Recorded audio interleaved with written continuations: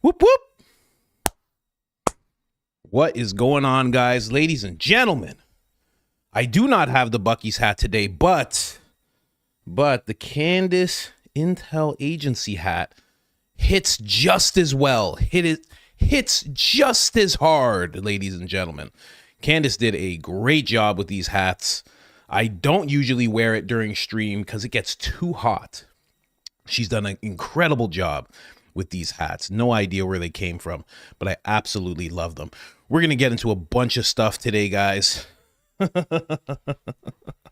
I gotta have my phone on me. Lance, if you're here, and Lance or Whitney, if you're here, make sure to send me that voicemail number so I can just copy and paste. I might give that voicemail number a little call today. We might see about that. Anyways, guys, let's jump right in. We got a dark warning from Baron Coleman. I think he's right. I think he's right in what he's saying. I really want to finish my oatmeal. I didn't finish my oatmeal. I really want to finish it. You become your parents. My mom eats oatmeal every single morning for like 40 years. And now I'm like, oh, I got to eat my oatmeal. You become your parents no matter what. Detain. Whoa, easy, Candace. Hold on. Okay. All right. You heard her. Candace, we're going to do a little recap. We're going to discuss some of the things she talked about. BB and Mitt. I'm gonna bring back an old character that we all know, because when it comes to BB and Mitt Romney, there's a little thing there. Then we're gonna talk about Connor and Tyler in the staircase, KISSISG perhaps, and then we're gonna talk about the CIA BYU connection. Found that very interesting. Oh, I hope that pulls up. I hope that's still there. We're going to discuss that. Then we're going to get into Baron Coleman. Dark warning from Baron, and I think he's correct about what's going on. And, you know, I would title that segment, Who's Violating What? Who's violating what, really? You know? Is it us? Am I the problem? Or, like I said in my community post, are we the patsies? We know that there's so many decoys and patsies, of which we're going to cover. We're going to cover a little bit of that. But perhaps, allegedly, maybe perhaps, your humble host that you heard last night, the fiery Candace Owens, myself, some others on X, perhaps we're being used as patsies as well. So I found that very interesting that Baron Coleman brought that up. Then we're going to get into a little bit of the possibility. I'm just going to show you guys the UVU map, and I'm just going to go through what I was going through yesterday with Lance. We were figuring some stuff out, and yeah, we're going to go through the possibility of examining Valhalla VFT's theories of where this shot could have came from, because he kind of proved to us yesterday that whole thing that they've been talking about in terms of where the shot came from, little fugazi, a little bit doesn't make sense, but we'll see. And of course, Candace in drama, that's gonna go out. We got a little bit of drama. Candace putting somebody in their place, as always. And then we're gonna go back to a sinister statement that was made by a Turning Point insider. And when it was first made, some of us thought it was cool. We were like, whoa, wow. But now, after everything's happened and you hear it again, you start to go, hold on a second. That's kind of eerie. So we're going to play that for you guys. Oh, and then I can't forget. Oh, you thought Blake was the only one with burner accounts. Isn't it funny? Both Blakes, Blake B and Blake Neff, both accused of burner accounts. Well, there's a new person who stepped into the arena of burner accounts. Oh my goodness. I cannot forget this at all. That's why I'm like going to it right now. Okay, I'm just going to have it pulled up there. I'm not going to get the tabs out of it yet. Okay, let's just jump right in, guys. And listen, I forgot to do it yesterday. I'm doing it today, and I don't care how anybody feels about it. We're starting. No. Where is it? Yes, this is it. We are starting with this, ladies and gentlemen. As you guys know, great friend of the show, the great and powerful and faceless fleet just made a masterpiece here. Let's watch this. $5 million a year to go work for them. I would have advised them day one. Boom, you hear the big bang. Day one, I would have gotten all the top executives in the room. The first person's caught lying or misleading anybody. You guys can shut your mouths. You can go grieve in a closet. You can go grieve overseas. I don't care. The very first person who gets caught fabricating something, suggesting something that didn't happen, getting caught saying on something on tape that's later proven not true, the very first person we're firing. The rest of you, we're firing and suing. Don't do it.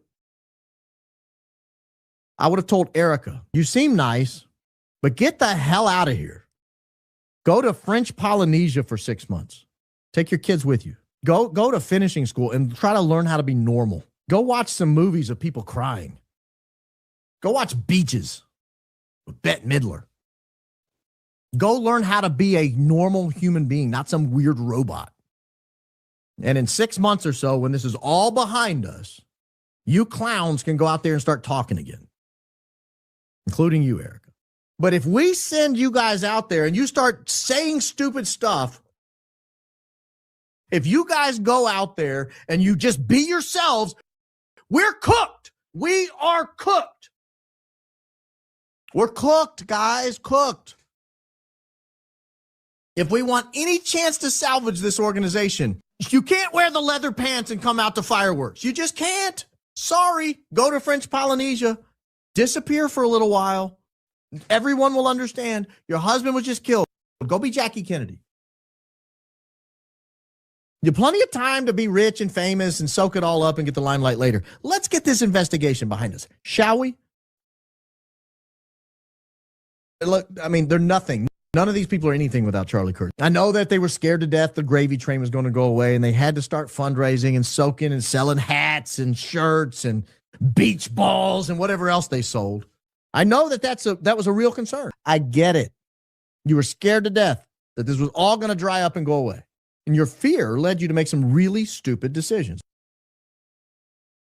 And this is where you guys are. This is what's happened to you. That's tragic. That's tragic. It's just tragic. I could have prevented all this. Oh my gosh. Barron and Fleet collaboration. Absolutely amazing. I was supposed to play that yesterday. I completely forgot. And I was like, I'm not forgetting this time. Because I was telling Fleet, I'm like, that's the clip. I'm like, if there's a clip that needs to be played, that is definitely the one. Shout out to Fleet. Great job. Great job. Great job. Now, let's quit playing around, guys. Let's jump into the actual episode. That's like my opening statement. I'm not like Barron. I'm not like Barron. That's my opening statement. Give me that every single day, right at the beginning, you know? Barron with the scrunchie. With the scrunchie is crazy. When I saw that, I lost it. I lost it when I saw the scrunchie. But let me tell you something. He could pull it off. I mean, you know, this look is well put together. You know, Fleet does us justice. She does us justice when she does her thing. Anyway, let's jump in here. Let's start at the first Candace clip. This is very weird as she reveals this whole relationship between BB and Mitt Romney. What kind of name is that, by the way, right? Here, let me just play this really quick. Saying I didn't kill him immediately when no one initially thought that he killed him until he said he didn't kill him. Then we thought, did you kill him? It wasn't me, he said. But of course, as we thought further, I couldn't establish a connection between Bibi Netanyahu and Utah, right? Israel and Utah.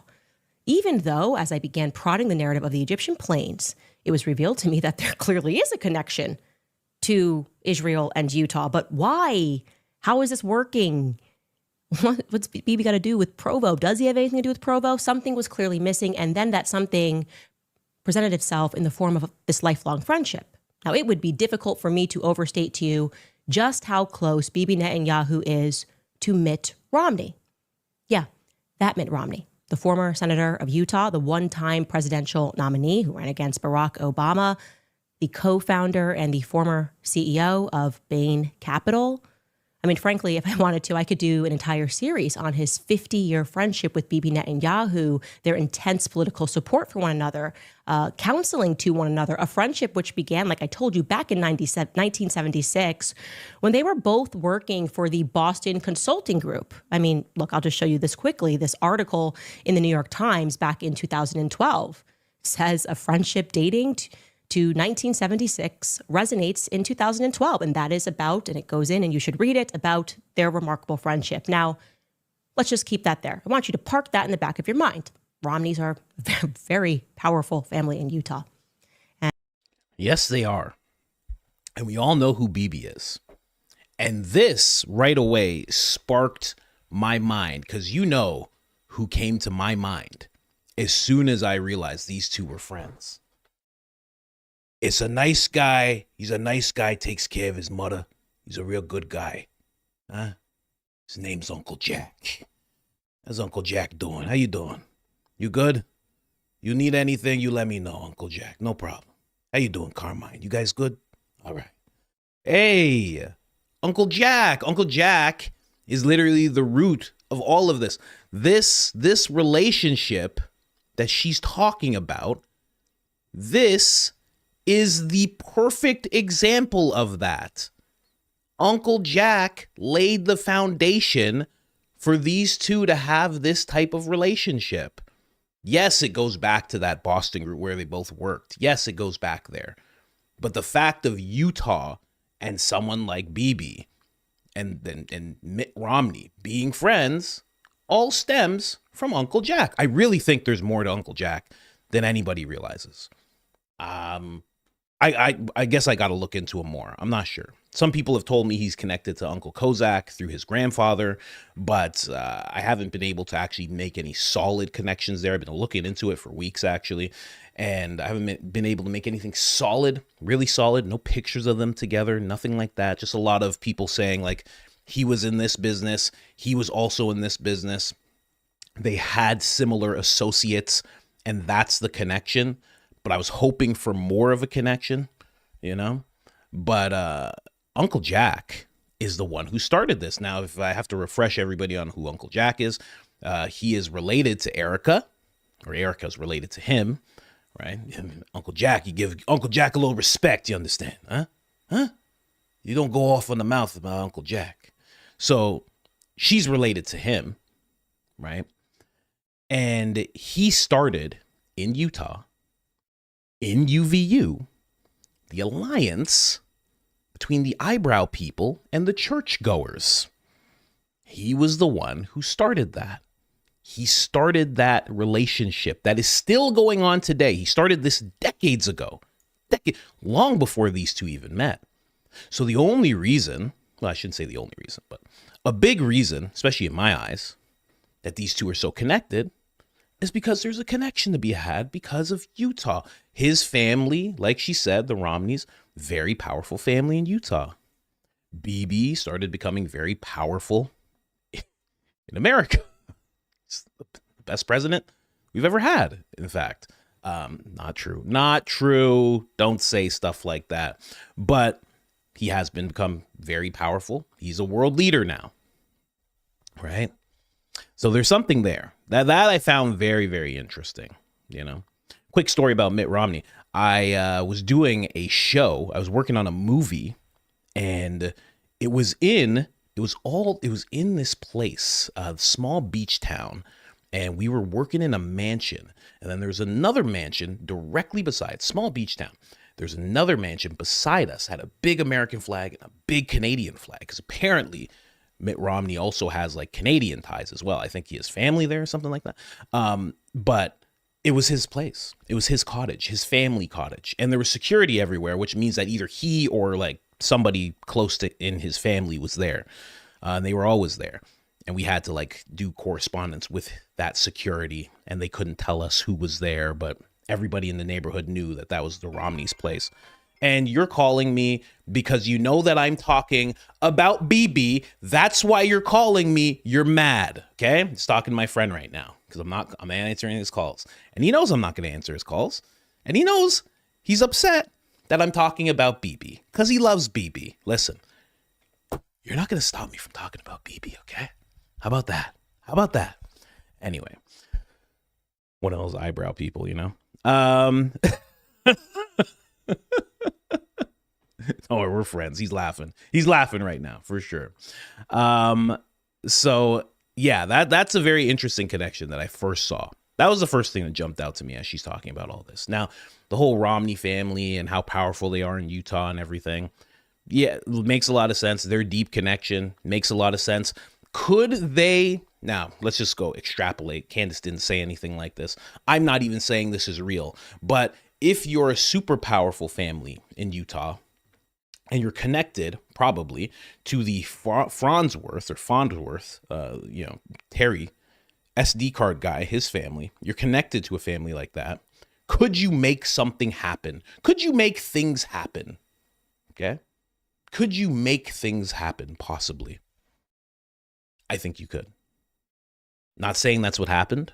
I'm just saying if your buddy was like, hey, I really, really want to go to war with Iran, and there's this guy stopping me, and he's going to be in your neck of the woods, like, soon. Could you help me?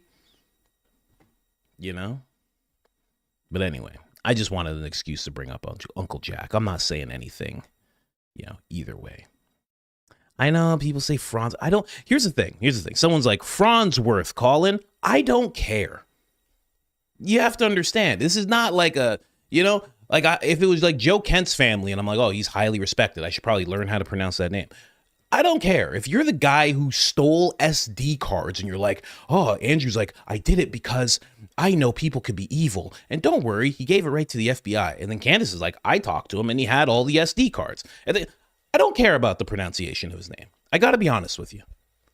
I really, when I respect someone, really try to get their names right. When I don't, Officer Tium, I don't know. I don't care. It's just a thing that I have. It's weird. But anyway, Uncle Jack, ladies and gentlemen, he put that together. Years in the making. Look what Uncle Jack has accomplished in just 50 years, 40 years. Absolutely mensch of a man. Him and Carla there, pictured in 2015. Anyway, let's keep going here, guys. Candace Owens. Then we get to the Connor in the stairwell. This is where I start talking about patsies, okay? We're going to be talking a little bit about patsies. Let me make sure I'm at the right timestamp here. Because, as I'm doing like this little research with Lance, he starts talking about, he's like, there's so many patsies. And I'm like, yeah, I guess. But then as we start like laying it out and he's showing me a thing or two, I'm like, yeah, there really are a lot of odd patsies and decoys in this whole thing. I already knew that because I've covered each one of them step by step along the way. But he really opened my eyes. So right now we're just going to start touching on patsies right now. Let me just make sure I'm at the right timestamp. This is 22 minutes, 42 seconds. That should be good enough. And then I'm going to reinforce something that Candace said, because some of you might think, oh, that thing she said about BYU is a little nuts. Nope, it's actually not. Here, let's play this first one. Married to a woman named Gina Romney. Okay? Gina Romney Henderson is relevant because she too works at the Built Corporation. She's the vice president of their user experience. You can see that here on her LinkedIn. And they also have a son, a young man named Connor Henderson. Connor went to the same school at the same time as Connor has a face on him. We're going to revisit that face. Zachariah Qureshi's. So their sons go to school together. To put it to you another way, the co-founders of the Built Company, who lived in the same house and work at the same place, also sent their sons to the same school at the same time, BYU. Okay? They graduated within a year of one another. And their sons both interned at the Built Company. Now, my suspicion is that Connor and Zachariah probably know each other, and you're never going to guess where Connor was working this summer, right? Connor had been working as an emergency room department scribe. I can confirm. Go ahead. Timpanogos emergency room. Okay, now, in case you are unaware of what an emergency room scribe does, they are essentially the physician's personal assistant in charge of taking notes and handling the charting and clerical work for the doctors in that emergency setting. That was Connor's job from 2024 until, and that's only if his LinkedIn is to be believed, just before Charlie's assassination, or maybe even just after Charlie's assassination. I'm wondering if he actually quit on September 10th. I'm wondering if he was working beneath Dr. Lee Trotter. It's a lead that should be pursued. Anyway, it's time to show you guys a nice, clean chart. Since we are pulling together a lot of new names, it will help you visually see these connections to the Built Incorporated. So you can see this. Also, I should mention Gina Romney also went to BYU. BYU keeps coming up, and I'm about to drop some bombshells for you about BYU's connection to Israel. So this whole Built thing has to get looked into a little deeper, but very interesting stuff. But I mean, where my attention went was that Connor looking guy. The fact that he actually worked at the same hospital, that's very interesting. You know, did he work with Dr. Lee Trotter? Actually look into that. Lance, if you're listening, let's see if he worked with Dr. Lee Trotter. Lee Trotter / Connor. Let's see if he actually had any run-ins with him at all. That would make a lot of sense. Actually, it wouldn't make a lot of sense. It'd be devastating, actually, in reality. But then Candace said this in regards to Connor, because I wasn't the only one that saw it. Out. I see a lot of you guys in the chat noting that Tyler Robinson looks a lot like Connor. That was something that Barron pointed out, and people that watched this episode have pointed out as well. I'm just showing you factual pictures of the players, and I will leave it at the facts. Now, a fact is that the Romneys are an... Not me. We're going right back to Connor's face. Are you kidding me? Are you joking? I got to go back to Connor's face. Where is his face? Bring his face up. That is wild. Okay. Now, I remember months ago, now if people aren't on X, you don't know, but on X, I remember seeing this guy's face and going, why are people like showing this guy's face? I'm like, oh, that's not Tyler. But I'm like, it looks like Tyler. But now I see why they were doing it. And as we just have this conversation of like patsies and you know, people in the stairwell, right? So we'll just go over here quickly, right? We'll go to this picture. There's 4 of them. Bang. Let's go here, right? This is the one that's not done over by AI. Like a lot of people look at this image and they look at the AI generated one, right? They do that a lot. That's not what I'm doing right now. Now, Tyler has a very distinct face, distinct mouth, a little gummy almost. Kind of makes it look like, you know how people look when they have braces? They kind of got this thing going on where it looks like, you know, there's something pressing, right? He kind of has that naturally. It seems like Connor has that as well. Now, I can't say anything about Connor other than he takes a nice picture, you know, they set it up real nice. I like what they did here. You know, the woods over here, the concrete over there, you know, nice stare to him, right? Looks great. But also looks like a guy in a stairwell. Two things can be true. You can look great and also look like you're in a stairwell. He just has a face similar to Connor, very similar. Now, many people have been like, you know, how do we even know that was Tyler? Also, something I need to point out right now. Wow, I never even realized this. I have to point this out right now. Look at that leg. That leg's bent. It's forward, but it's bent, and that leg's bent. Every single video where they show someone, like there's been people trying to debunk, and they do videos with the Mauser, like in their pant leg, and they show how it's possible, but they always go up the stairs kind of like gimp-legged, kind of like straight-legged, you know, how you would have to if you had something like that in your pants. His pants are bending. That's very interesting. That one is bent. That's a bend forward. He's going up the stairs, right? He's about to lift this leg, go up the stairs. This one's bent because it's on that stair and it's getting ready to take all the weight. Huh. Okay. Well, that's just another thing, right?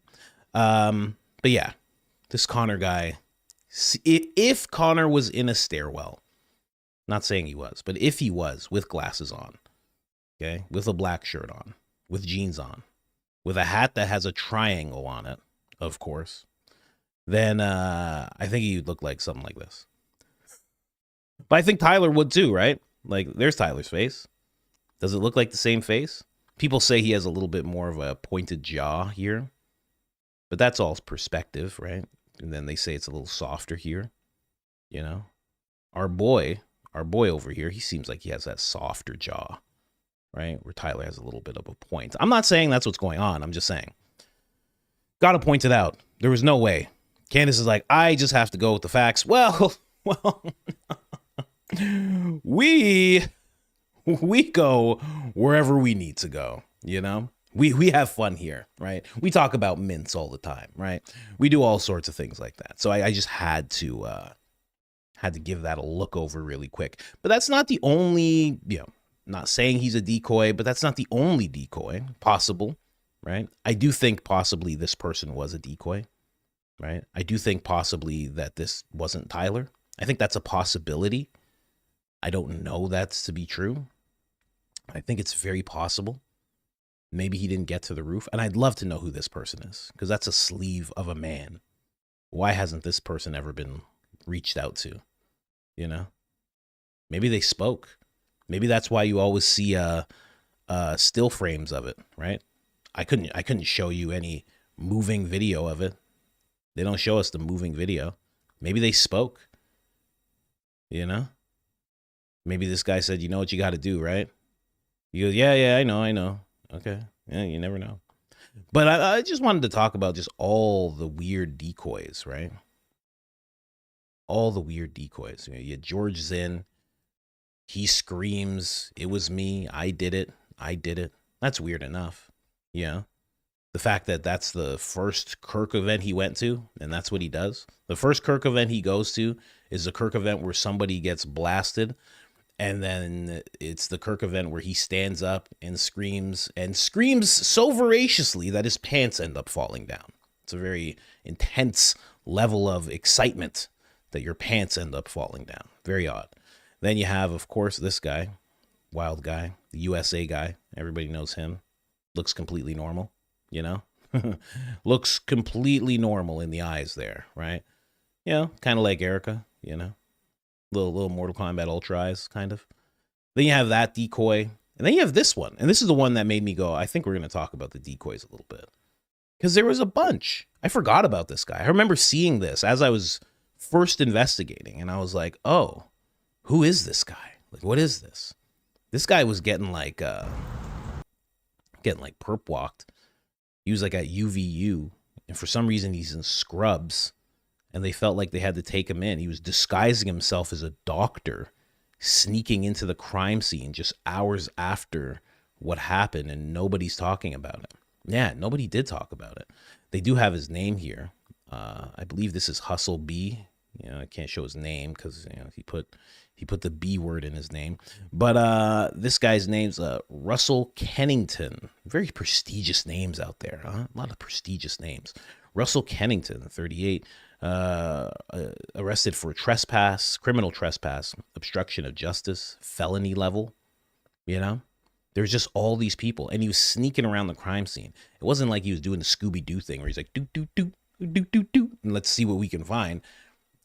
If you're sneaking around a crime scene, you're not supposed to be there. You get arrested. Maybe you're trying to move stuff around. Maybe you're trying to grab a thing or two. I don't know. But it just seems like there's so many patsies and decoys throughout this whole thing. Really, really weird amount of patsies and decoys. Now, oh, I hope I still have it. Where is it? Yes, I do still have it. Beautiful. Fantastic. Okay. So that whole thing, as you do, then we got Barron there, but let me just move on to this one now. We're going to go over to BYU. Now, BYU, when I was researching something, I forget what I was researching, but I was looking into UVU, and it was revealed that it was like a huge hub for military and like ex-military guys, retired and otherwise people in the military. And I was like, oh, it's a hub. I'm like, oh, okay, this is crazy. So of course there's military connections. It was when I was doing something like this, trying to just reinforce something Candace was saying, trying to look into it a little bit. And maybe if she was wrong, report that she was wrong. But she came up right. And it was a very, very active hub for those type of people.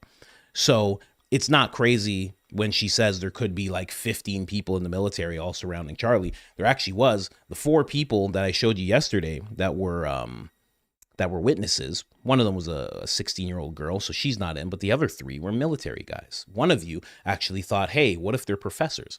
If you watch the interview, they're not professors. Now, this is the part where Candace discusses the agency and BYU. So let's get into that a little bit. It was August 19th. And curiously enough, before that, he was down in Texas. He had previously been working down in McKinney, Texas, as the COO of Medical City, which is north of Dallas. Oh, that's everyone just, I know Texas is big, but man, they all yanked and brought back up there. Yeah, that's what they did. Just like I said, ahead of September 10th. Now, of course, Andrew Zenger, just like Qureshi and Henderson and our Gina Romney, he attended BYU. And it really made me wonder, like, what the heck goes on at BYU? And fortunately, someone told me. Again, I am not saying allegedly here. So you can take this to the bank. BYU has direct ties to the CIA. They recruit directly from BYU.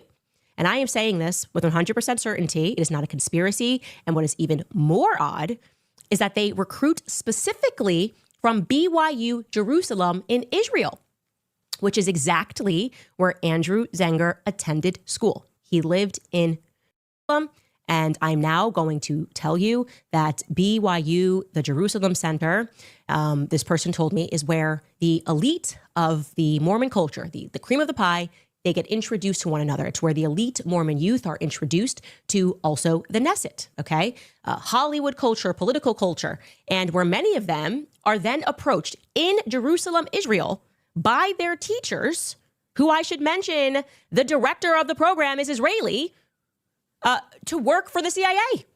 Could you imagine being approached to work for the CIA in Jerusalem by Israelis? Notice, again, I am not saying allegedly here. I know this for a fact. I cannot be sued for this. This is factual.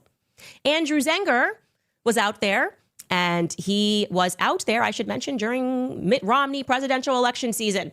He was also good friends with a guy named Jeffrey Knuckles, who was out there as well, who later served as an advisor to the Romney campaign. He was Jeffrey Knuckles. Don't get on his bad side. Obviously can't be his real last name. That's a nickname because he does guys up. I got to introduce you to my friend, Jeffrey Knuckles, huh? You want to meet Knuckles? And he's behind him. He's just like, who's got to meet me, huh? Hey, Carmine, who's got to meet me? I think this guy needs to meet you. You want to meet the Knuckles, huh? I'm just saying. Also friendly. He looks like a sweet boy. And a person that was out there was a guy named Caleb Cunningham, who was also an activist that worked for the campaign. Him, Caleb, and his brother were actually out there in Jerusalem.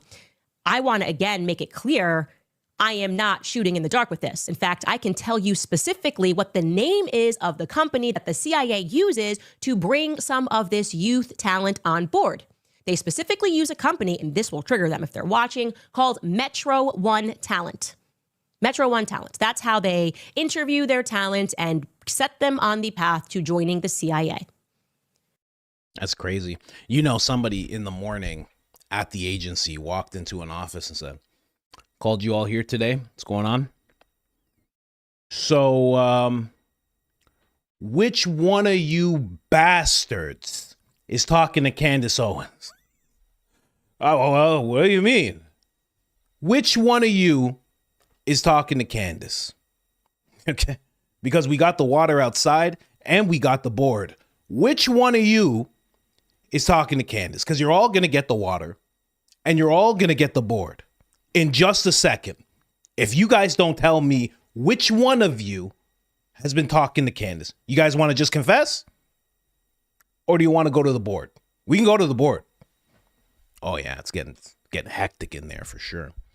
100% getting hectic. Now, it's not a crazy thing that she's saying. I'll play another clip quickly. just a clip of the comments here before I get into what I searched. It was just a brief search, you know. Me and Lance were just doing like a quick search, and all of a sudden this has popped up. Advanced thermite-based explosives in abundance in the dust from Ground Zero on 9/11. BYU is divided. Yeah, I am certainly not saying that everyone who goes to BYU is in the CIA. I am saying they pluck from students, and their Hawaii campus in particular, again, I'll have more information for you on this, they pull people out of the pool of Hawaii, and in Jerusalem in particular, they approach students because they are the cream of the crop of the Mormon pie that go there, and they approach them about working for the CIA. And that can be in Hollywood, in movies, that can be in politics, but that actually happens, and that was happening when Andrew Zenger was over there. So it is a fair question to ask if Andrew Zenger works in some capacity or has worked with the CIA doing contract work for them. It's a fair question to ask, and I'm asking it. So it's very interesting that she says that, when she says whether in movies, politics, entertainment, because when I was doing my whole breakdown, when we were trying to figure out the whole GATE program thing that was going on with Charlie, Candace revealed that she could have been in one of those programs. She pulled out of it when she was young. She didn't want to do it. Erica had this whole, what is that, Tesseract school, which is for motivated children. If you didn't know, it's not gifted, but it's for the motivated children. It's kind of the same thing. It's very odd. But as I was doing all my research in there, that was the one thing all that happened with all the GATE program kids. They would all end up in politics. They would all end up in movies, entertainment, media, like those were the jobs that you ended up in. So it's just very interesting. And she's questioning this guy Zenger. And then you see the Romneys all going there as well. And then they have this link to politics, huge link to politics. That is how it ends up for everybody. So it's just funny because the GATE program, it is said that it has great links to the agency, which we kind of verified, verified. They say that it stopped, but who actually knows, because the GATE program continued, but why would they disengage with it? It doesn't make any sense. They're still gifted kids. They're still the future. They're still an incredible crop. The cream of the pie, as Candace says. Hey, that's not what we say in North America. What are you talking about? Why are you saying the cream of the pie? Who taught you that? George for sure. Learn that from a British person. 100%. No, because, the cream of the crop it's quite disgusting. That's actually quite gross. You go back in the day with the crops and the cream that would build up. That's not even edible, you understand? But the pie always has a nice layer of cream. That's how it should be. That's how mother makes it, yeah? So it's the cream of the pie, not the cream of the crop. That's disgusting. You understand me, honey? Right? That's how she learned that for sure. I'm just maybe paraphrasing. But yeah, I did a quick search. Where was it? There it is. So I started looking into BYU. I looked into the Hawaii campus, right? The private college, blah, blah, blah. So right away, operated by Latter-day Saints, right? Founded 1955, around the same time that Uncle Jack started making his whole initiative. You know that, right? This is around the same time, pretty much. I'm telling you, Uncle Jack is a character that nobody is really clicking into, myself included. I don't even understand how big Uncle Jack is. So I'm looking into all these things, quick facts, blah, blah, blah. So I just go and ask the question. I'm like, is there any agency links? And it says no. There are no direct institutional connections to the agency. However, the university does host recruitment events for the agency. Like information session held in November 2023 where students could learn about careers and internship opportunities. I was like, oh, okay. AI is still dumb. It's still a little dumb. Hey, because guess what? That's a direct connection. So that's what they do at the Hawaii campus, right? Then I looked into the Jerusalem one. I couldn't find anything on the Jerusalem one. I guess, I don't know, it's harder. Or it's because Larry Ellison and all these guys have put so much money in Sam Altman. You already know Sam Altman. They've already put so much money into ChatGPT and OpenAI and all the different AI programs. I don't know. It could be one of the two. But yeah, you couldn't find any direct things, but it was just more recruitment. So they have these events at these campuses. And if they had them at Hawaii, why wouldn't they have them in the Jerusalem one? Why wouldn't they have them at the Utah one? And they do. They do. That's a known thing that they pick, not just from the agency as well. Not just from the agency.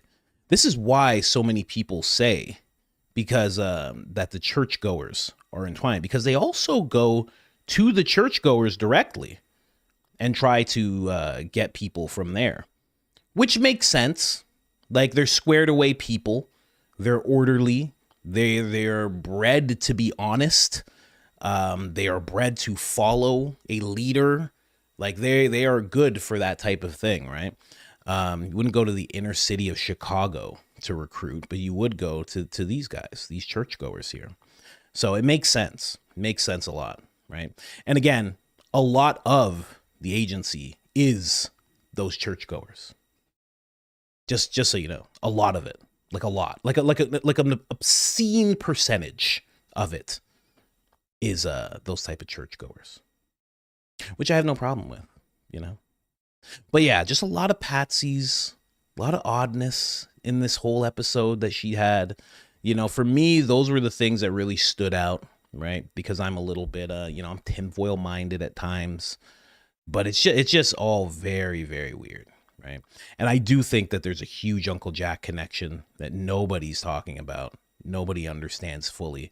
And I think this relationship is like way bigger proof of that than anybody realizes. Because Uncle Jack also had connections over there in the Middle East. There's a reason that he was doing it. He's doing it for a reason. And it stood the test of time. And it still does.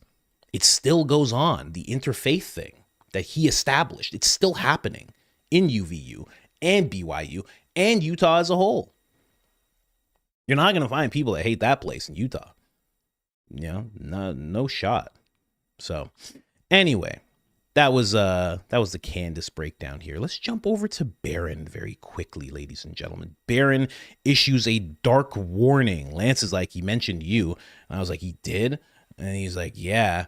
And then I watched it. And I was like, oh, I think he's right about that. But let's play this first clip and then we'll jump into the second one. Shout out to Barron, friend of the show. His what also drew me into talking about the Patsies was his opening statement when he started talking about the history of that whole thing and the situation that he was covering. I was like, man, this is weird. You know, because he wasn't talking directly about, Tyler Robinson and that whole situation, but like, it was kind of the same. Like, if you could read between the lines, I don't know if you were doing that, if you were like putting up the parallels between the two, but I was, and I was like, oh, this is like the same thing. This is the same type of thing. You know, you can go by the information that we're all putting out there and say Patsy, right? And, you know, have that notion of Patsy, but it's different when he starts actually showing you. And again, I can't say that Tyler Robinson is, you know, just like I can't say that Connor is. I can't, just like I can't say, for some reason, I'm not allowed to say that George Zinn is. I mean, he's the clearest one. I mean, he was ready to be Patsy. He was literally ready to go to jail. And here's the thing that would have happened. This kind of touches on what Barron's going to talk about. If he had went to jail, that case would have fell apart so quickly. And it's almost like, you know, in this whole thing, I'm not going to say that they want the case to fall apart. Yeah, I don't think a prosecution does. I don't think the defense does. Well, maybe the defense. But not those people. I'm not saying those circle of people. I don't think they want it to fall apart. But whoever put it in motion probably would have no problem with it falling apart. You have someone, he says he did it. He goes to court. He goes, I didn't do it. Yeah, no, I didn't do anything like that.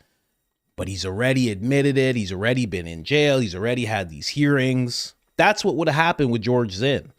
If George Zinn just kind of stayed the course, but he dropped out, right? This guy made sure, like, oh, no, I'm not going down for that. No, not me. I didn't do anything. I had nothing to do with it. Issue some wildly ridiculous, cryptic statement. Makes himself look even odder than before. Right? Then you got this guy walking around playing doctor, you know? Just sneaking around the crime scene. Maybe he's looking for SD cards. I don't know. Maybe he's looking for bullets. Maybe he's looking for casings. Maybe he's looking for a little drone that exploded. I don't know. Who knows what he's looking for? Maybe he's looking for mints. Maybe he's just looking for mints. You know, he knew Brian Harpole was on the scene, so he's like, let me get these mints really quick. But anyway, let's get back to Barron. Let's get back to Barron here, ladies and gentlemen. Gag order, a protection order regarding I have it on double speed, of course. That's how I listen to things in the morning. It gets me jazzed up in the morning. Anyway, so this is Barron talking about, I'll call this segment, who's violating what? Who's actually tainting what? That's what I'll call this little segment here. Pre-trial and trial publicity. This applies to attorneys who are associated with the prosecution and defense. It keeps them from intentionally knowing or recklessly permitting a witness, Blake Neff, investigator, consultant, staff member, or other member of the prosecution or defense team to make extrajudicial statements, which, if made by the lawyer, would violate Rule 3.6. I would suggest to you, without having to pull Rule 3.6, Rule 3.6 prohibits anyone involved from saying the guy's guilty. In fact, investigators, sheriffs, DAs, whenever they do these press conferences, they're very cautious of saying, hey, we'll tell you what we know, but we cannot say that he's guilty. A jury will determine that. Nevertheless, here are the facts we've got so far. Here's why we've arrested him. But that's not a statement of guilt. Why? Rule 3.6. Can't do it. Not allowed to. Not allowed to. And this judge applied this same rule to witnesses identified by the prosecution and the defense. State moves to amend or clarify the court's use of the word witness as used in the publicity order because it's vague, ambiguous, and overbroad.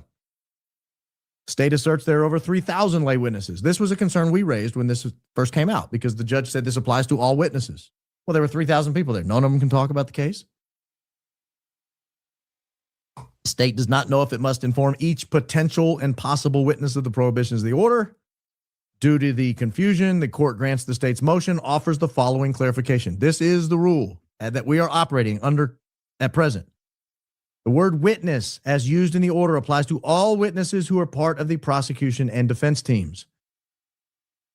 Any witness, including lay witnesses, whom the prosecution or defense has a good faith belief will be called to testify at hearing or trial. They have listed some of these. We know who they are. For example, I'll show you one who I believe has violated this. Erica Kirk. Erica Kirk is under this order. As of December 16th, at least, she was notified, but I would say she was under it from the time it was issued. Please forward the attached publicity notice to, I can assure you that says Erica Kirk, because this says up here in the subject, publicity notice to Erica Kirk, which is provided as ordered by the district court. We have identified Ms. That's a short name. K-I-R-K is short. As a potential witness at trial, she almost certainly will appear as a witness at the penalty phase of the trial, i.e. wife, and perhaps the guilt phase to testify generally about TPUSA and Charlie Kirk. That's the wife. That's Erica Kirk. What does this mean? This means Erica Kirk may not make extrajudicial statements, which, if made by the lawyer, would violate Rule 3.6.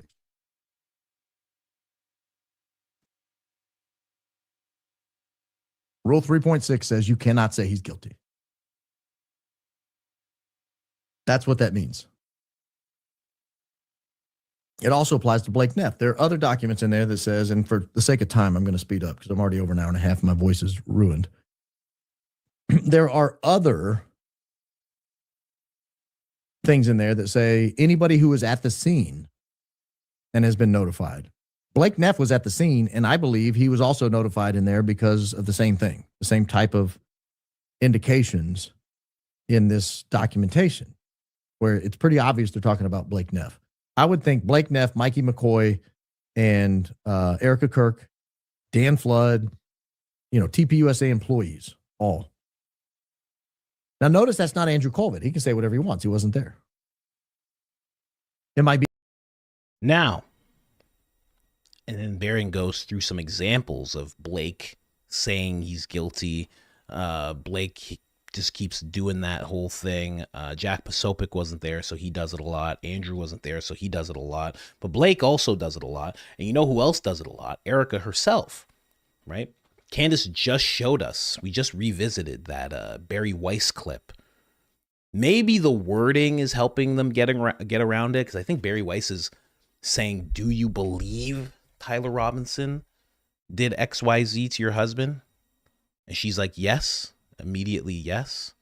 I'm pretty sure that's what happens in that whole thing.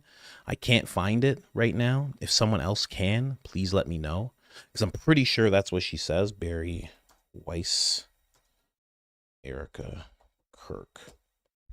This is why my algorithm's so muddy, because I actually searched these names up. That's why. Let me see here. No, can't find it right away. No. You won't be able to find it. But she does end up saying that. Huge number of conspiracy. Yeah, she does end up saying that. She goes, yes, I looked at everything. She's looking down and she's like, I remember that, because I was like, oh, that's not what you do when you tell the truth. She's like, I've looked at everything. She says it with Jesse Waters as well. She goes, I trust the Bureau. I trust our team. I've seen everything, right? She's said it many, many times. Many times. I think possibly talked about it as well with Glenn Beck. Pretty sure. But those are the only instances around it. But she has done it. He is right. So why does Blake get to do it? Why does Erica get to do it? And then it's a big problem. And I should pull up this clip with Barron. I think I clipped out this last thing. There you go. I'll make sure to have that. Oh, also someone sent me pictures of Sheriff Michael Mitchell. That'd be good. Michael Edward Mitchell, I believe his name is. The guy who helped turn in Tyler Robinson. We'll talk about that in a second. We'll get over there in a second. But let's go to this next clip. So why do they get to do that? And we don't. We don't. It's a problem when we do it, when we talk about these things. Well, this is where all of a sudden I become a patsy. I didn't realize I was a patsy. Nobody told me that. Anyway, let's get into it. I think, in my opinion, there were people. Of course it's on double speed. Of course it is. I used to be really good at not having it be at double speed. Anyway. People you work with that were aware it was going to happen. Maybe even help coordinate it. But I don't think it was Blake. Maybe, but just as I'm sitting here today, I don't think it was him.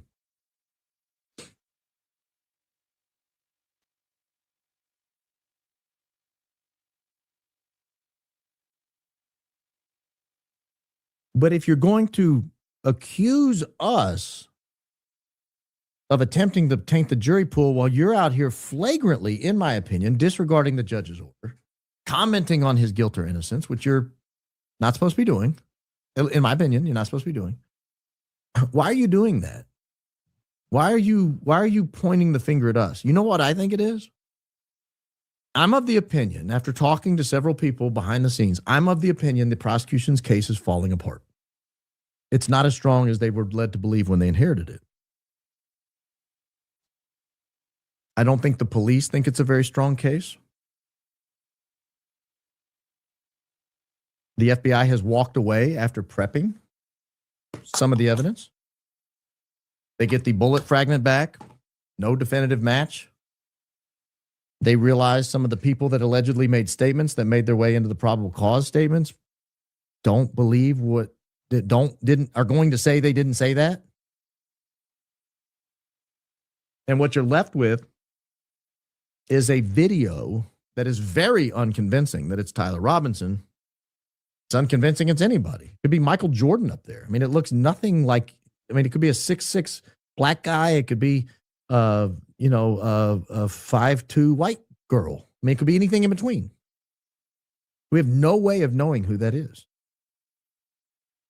The linchpin was the parents' testimony, and I'm telling you right now, that's falling apart. The linchpin was the gun, and I'm telling you right now, that's falling apart, and they're panicked. They're panicked. And when the case falls apart, if Tyler Robinson walks or is convicted of a lesser included offense, or they file some sort of superseding indictment, have another preliminary hearing, tag him with, assisting with a murder rather than committing a murder,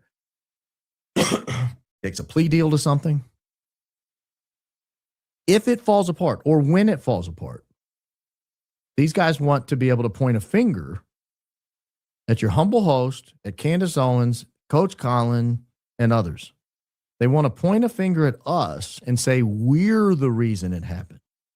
We are the shame of the Charlie Kirk investigation. We tainted the jury pool. We tainted witnesses. This thing was open. It was shut. There was a mountain of evidence. It was a Mount Everest of evidence. It wasn't just any old mountain. It was Mount Everest. It was the tallest mountain in the land of evidence. The case was so cut and dry. It was so strong.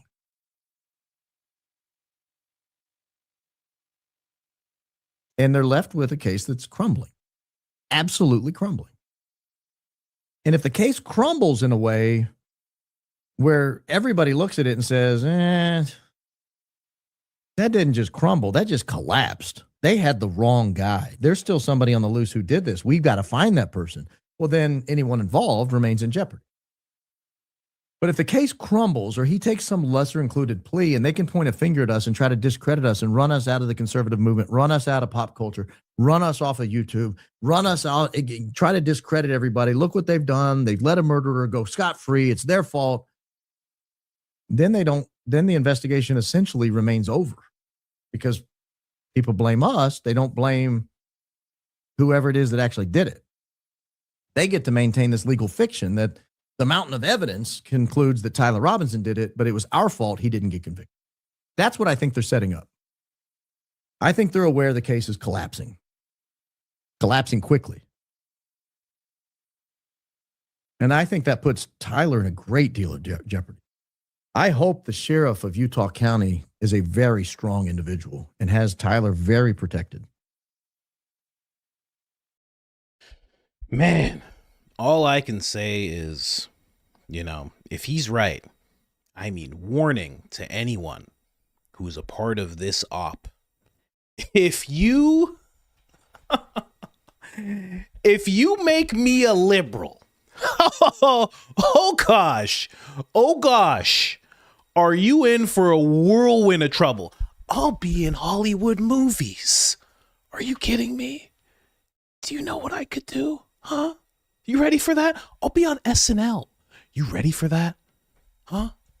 You don't want to make me into you want to push me? You want to turn me into Red Pill Black? Candace Owens reference? You sure? Huh? You positive? I'll roll up here with a blue-dyed beard. Are you sure, man? Eyebrows dyed green. You sure? Oh, you have no idea. I'll probably get cast on The Daily Show. You want to see me on The Daily Show? You sure? You sure, man? Huh? And then what? It's us versus Gary? Huh? You sure? Are you sure it's me versus Gutfeld? You sure you want to do that? You sure you want to put me in that position? Telling you, man. Telling you. It'd be very bad for everybody.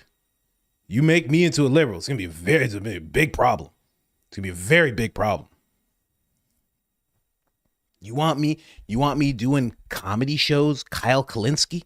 You sure you want Kyle Kalinske doing breakdowns of my videos? Because this guy's just so funny. You sure, man? You better be sure about that. Huh? Yo, what? I'll be the new Trevor Noah. You want an actual funny Trevor Noah? Imagine Trevor Noah, but he's actually funny. You sure, man? Jon Stewart's getting real old right now. Getting real old. Soon he'll be done. Okay? You want someone to step in with hand tattoos? Are you positive you want to do that with me? You sure, man? I don't know. You don't want to put me coach versus cat turn? You sure? I'm just saying. I'll become the new Stephen Colbert. You remember back when Stephen Colbert was funny? You want me to do that? Are you positive? Everybody out there, all those ops out there that might have something like that planned. You sure you want to think that through a little bit? Sure about that? You sure about that? I don't think you want to do that. I'm just saying. Okay? I'm putting it out there. Just putting it out there. Be selling out shows in Portland. You want to play that game? I'm just saying. You know? You better keep me here where I'm nice and conservative. I'm just saying. You don't want to play that game. All right? I'm telling you. I'll be in movies with The Rock. I'll be like a tall Kevin Hart. You ready for a tall Kevin Hart? Who has a bone to pick with all the conservatives? You sure about that, man? I'll have Mark Maron on my show. You sure about that? You sure about this? Huh? Sure you want to do this? Better leave me alone. I'm just saying. You better leave me alone. I promise I will apply to the Daily Show. And believe me, I'll put on a hell of an audition. Hell of an audition. How tall am I? I'm like 6. I'm 6'1.5". And I take that half very seriously. Okay. No, 6'6.5". Yeah. I don't want to say 6'1". I don't want to put that pressure on myself. Just saying. Anyway. Someone said, okay, move on. Shut up, man. People are so weird. It's like, I'm here in my underwear and I think it's time to move on. I don't care what the other 6,800 people want. I think it's time to move on from this one. I want to hear something else. Leave. Bye. Anyway. They're just so silly. Oh, I can put people in timeout. Bang. 24-hour timeout. Bye. Anyway. Have a good day, sir. Have a good day, Frank. Bye, Frank. Have a good one. I didn't know I could do that. I didn't know that was a thing. I don't usually look at the chat. I can do that? I can do that to anybody? Okay. I didn't realize. See? I'm already becoming a liberal. Can we cancel Frank? Can someone find out where he works, please? I'm kidding. Not about the timeout, though. Take a hike. But but yeah, I think Barron's right. I think Barron's right about what he's saying. Like, it is falling. It does seem like it's falling apart. I like to sit back and watch. I've never been someone where it's like I just want to see Tyler walk. Like, I've never been like, I actually want to see the case, right? I'm curious about the evidence. I'm curious if they'll show the video of when he walks up the stairwell, and they show video of him actually getting to the top of the stairwell, because there has to be video of that. I'm even going to get into the next part of this whole thing that I was going to talk about with you guys. Where do I type in the location? Losi Center. Let me type in Losi Center here. Perfect. Losi Center. Like, I'm very curious to see what they end up having. What is this? Why are you giving me half a screen here? Get out of here. Give me a whole screen. What, you guys messing with me now? Oh my gosh. Always messing with me. I have this UVU campus app site of sorts where we can look at the whole campus, bird eye view. I was going to do that when I'm talking about presenting the possibility, just based on what Valhalla was saying, you know, that whole revisiting of Valhalla I did yesterday, and seeing if we can parse out where a second shooter could have been. Not saying there was one, just saying possibly. Here we go. So this right here, this is all of UVU, just so you know. This is where Charlie was here. In case you don't know, that's where Charlie was, right there. Bang. And then this is where they say Tyler was, right here. bang, and this is the stairwell that he went up, the notorious picture. Oh, sorry. This is the stairwell. So right here, you can see this is a big old path. There's no way they don't have cameras on that because there's a building right here, right? So this building, there must be a camera somewhere in this vicinity, at least down here, that is watching everything all the way down to here. That would just make sense. You want it because there is just a little guardrail here. It's maybe 2 feet tall. They are saying that he climbed over this and ran over here and posted himself up to take a shot. So I am curious what the prosecution has. Like, they must have a camera here. They must have that footage, right? Then he jumps. After he takes the shot, apparently he runs. And I think, where did Lance show me? This is where he jumps off. So there must be camera footage of him going from here all the way to here. And then for some reason, and this is the thing, this is what people don't like. They're like, show the whole video. The reason they say show the whole video is because they're saying, why isn't there a video of him running here, here, here, here, here? The video literally starts here, right? But from the angle of where they're taking the video, there has to be video of this whole thing. So I'm curious to see if they have it. This is where he jumps off. This is the parking lot he goes to. And this is where he leaves, all over here. So I'm just wondering, right? I am curious to see what the prosecution has. I'm not sitting back saying, I hope they have nothing and this guy walks. I don't think any of us are saying that. If there's a bunch of information, if there's a bunch of evidence, it's like, let us know, please. Everybody wants to see it. Right? If there's none, well, that's a big problem. I don't know.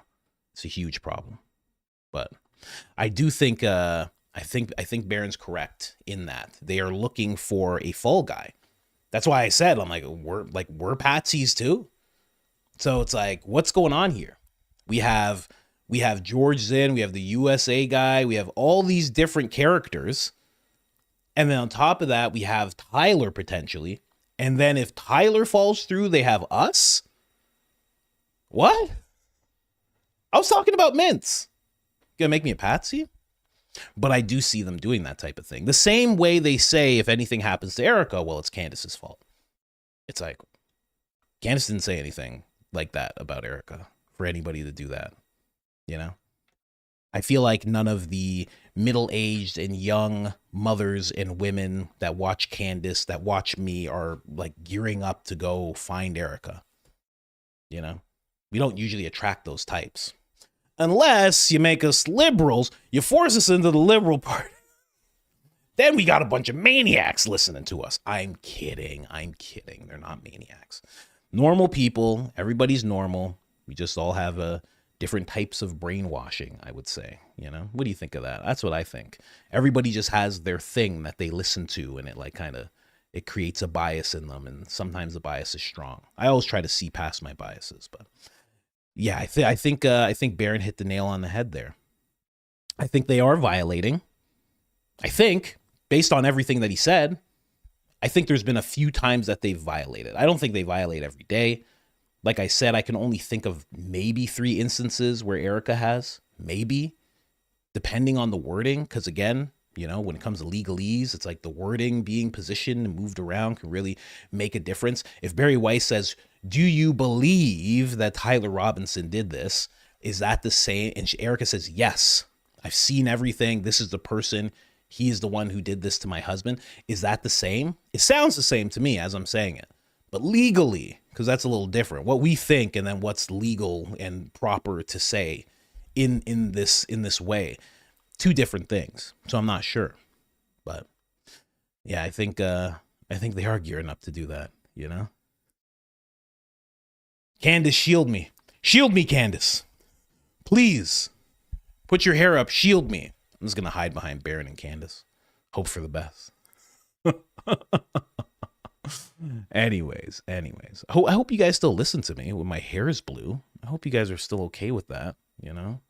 Yeah, when my hair is all the beard's blue. It'll be like rainbow. I'll have to do a rainbow. I'm gonna really have to sell this thing. So it'll be like rainbow gradient until it gets right here, and then it'll be like a little soul patch of green. You know, I'll try my best.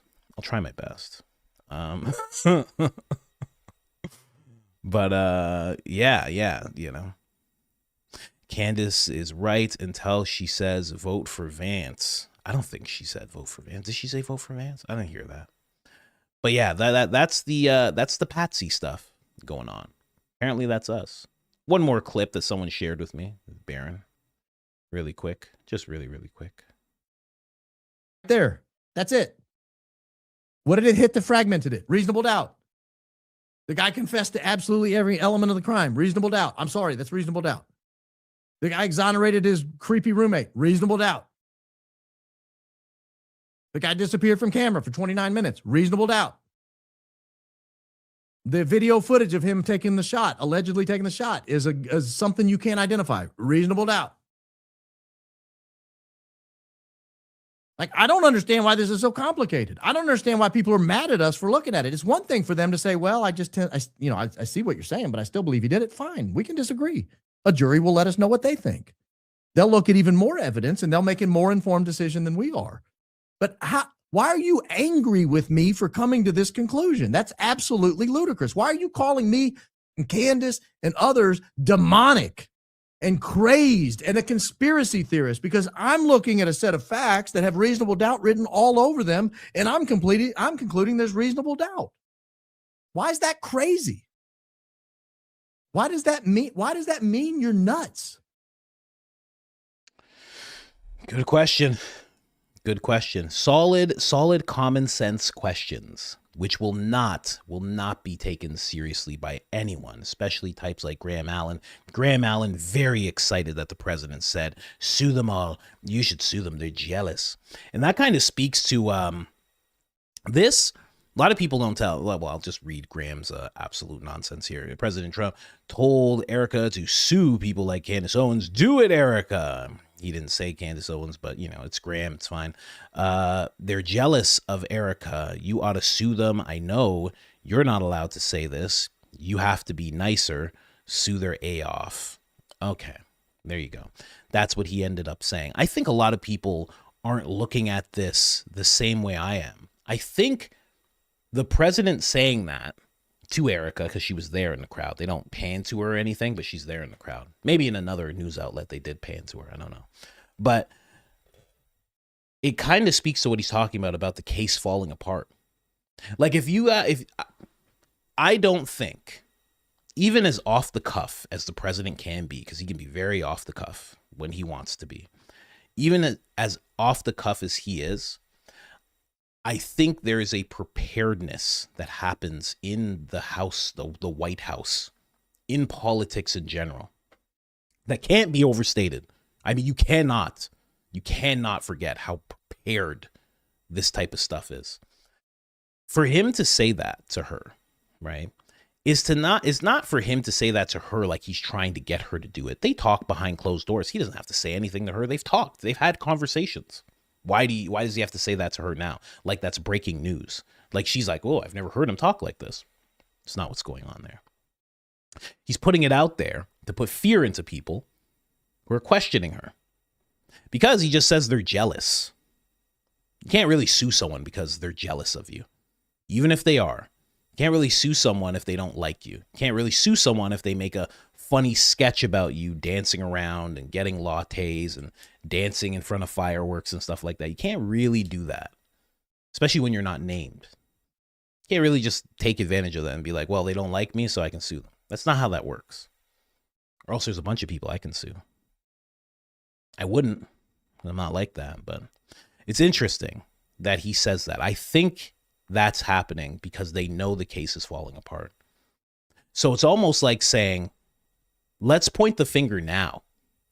Let's, like, as this seems like it's falling apart, possibly, and we don't know that for sure, but as it seems like it's falling apart, point the finger now.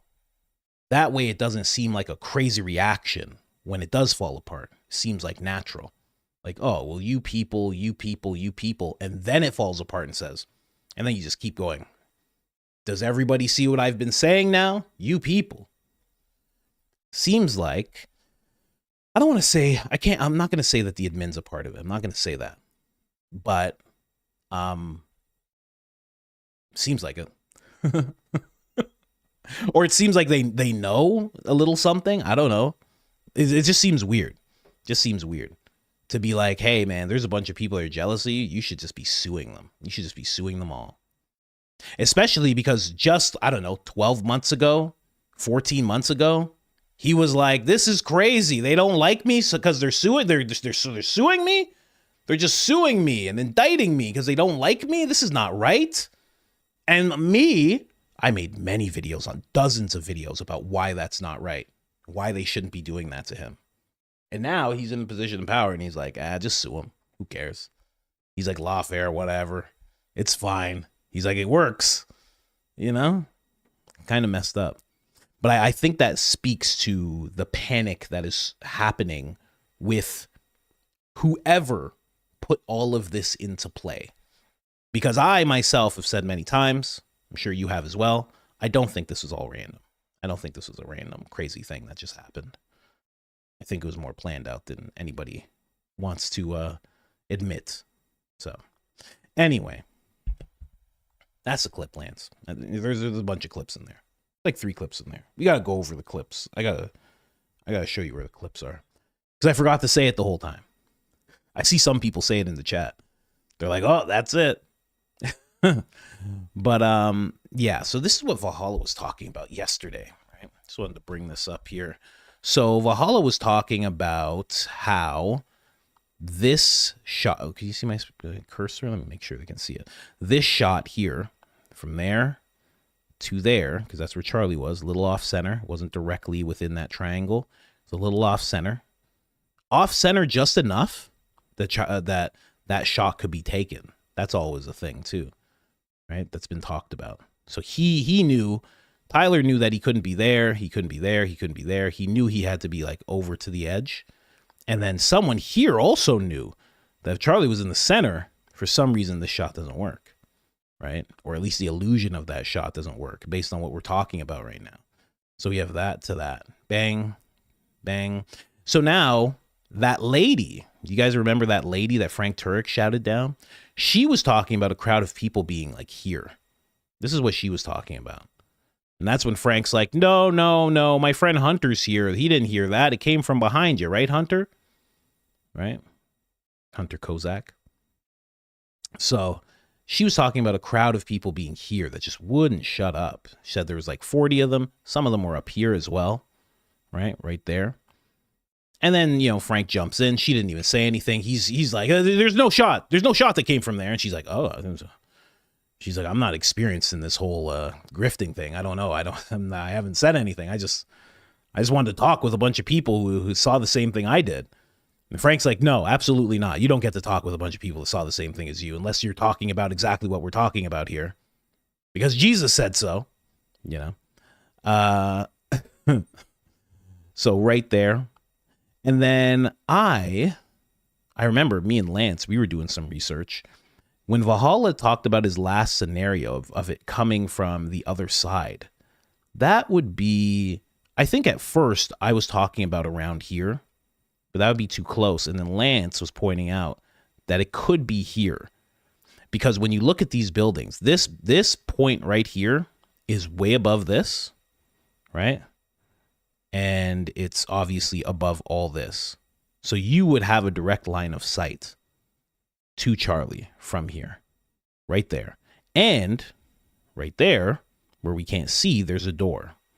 Lance actually gave me that picture, so it's verified. There's an actual door there. So you can come out there, climb up here, be right there. 0 people are looking at you because they can't. They can't look at you because they can't see you at all. Right there, that's the shot. And before anybody knows anything, you're already here, you're at the door, and you're gone. And then you can exit. Let's go up a little bit.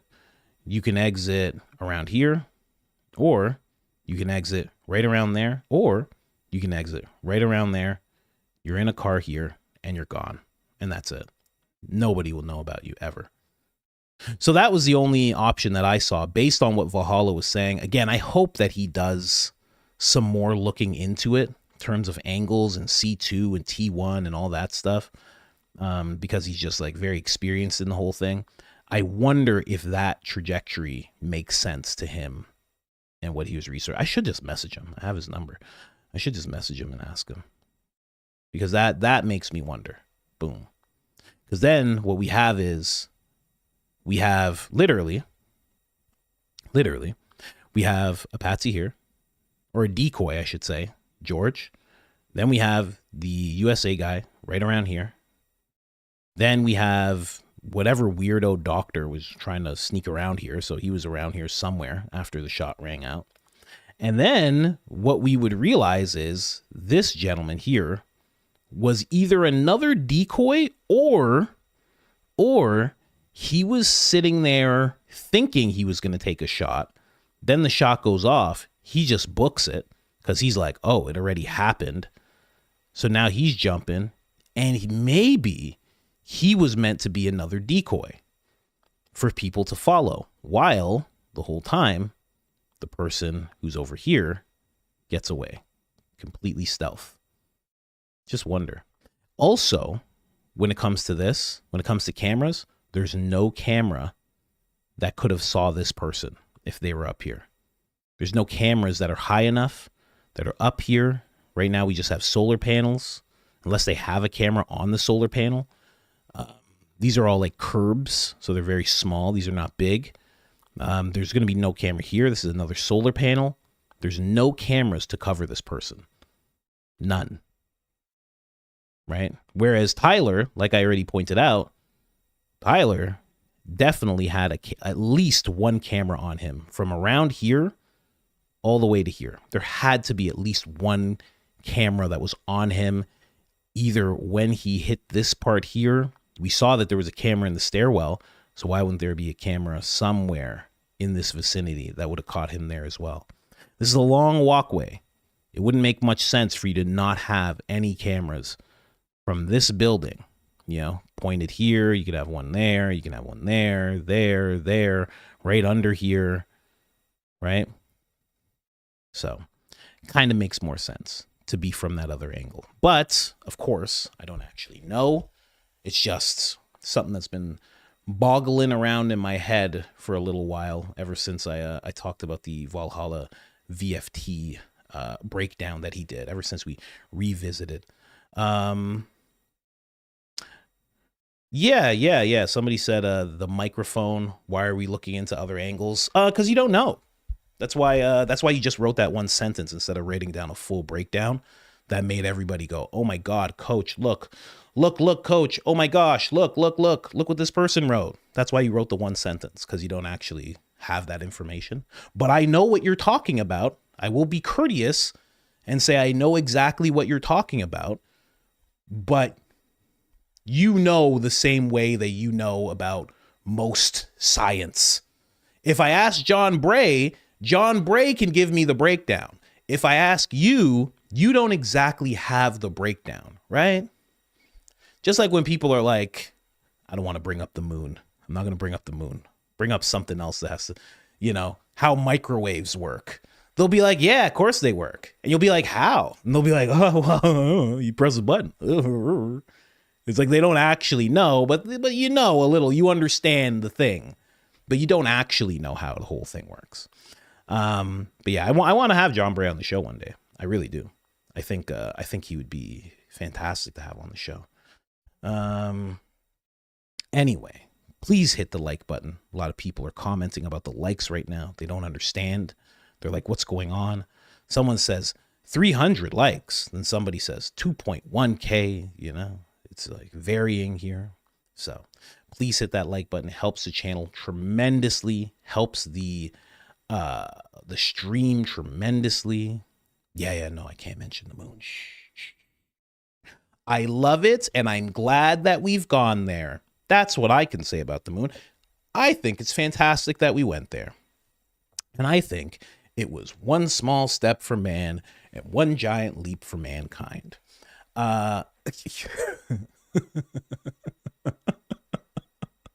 That's what I think. Anyways, let's get in here. Does hyping the video do anything? Yes, it does. It does. I don't know what it does because it just came out of nowhere. I think hyping is one of those things that I'm talking about. We all know it does something, but we don't really understand what it's doing at all. but we do it for the people we like because we're like, all right, I got this thing. Click, click, you know. But thank you very much if you hype the video. Appreciate it. So yeah, I don't know what's going on. Second angle, this, that. You know who reached out to me? Hit the like button if you would like me to sit down with Lionel. I will reveal. Lionel hit me up behind the scenes. And he did it. I will not say the message, but he did it in true Lionel fashion. There was some vocab to this message he sent me. I was like, wow, this is incredible. I thought it was fake. I was like, this is not the real person. And I was like, oh, let me see. So he hit me up. So we may, if you want to see a Lionel interview, that could be a thing in the works. So I think that would be fantastic. I've wanted to talk to that guy for a long time. And I think it'd be a very interesting sit down, especially if I combine. I don't know if he's on my show, then it'll be a combination of like, obviously the whole investigation, you know, his thoughts on Candace, then his background, you know. I want to know what it was like years ago. I want to know, listen, I'm not even making a joke. I want to know what it was like dealing with things like this before we had all of this technology. I would love to know what that was like. That would be a very interesting conversation to have. Yeah, he's increased all of our vocabularies. Very much so. Very much so. He has increased everybody's vocabularies. Lionel, aka the Thesaurus.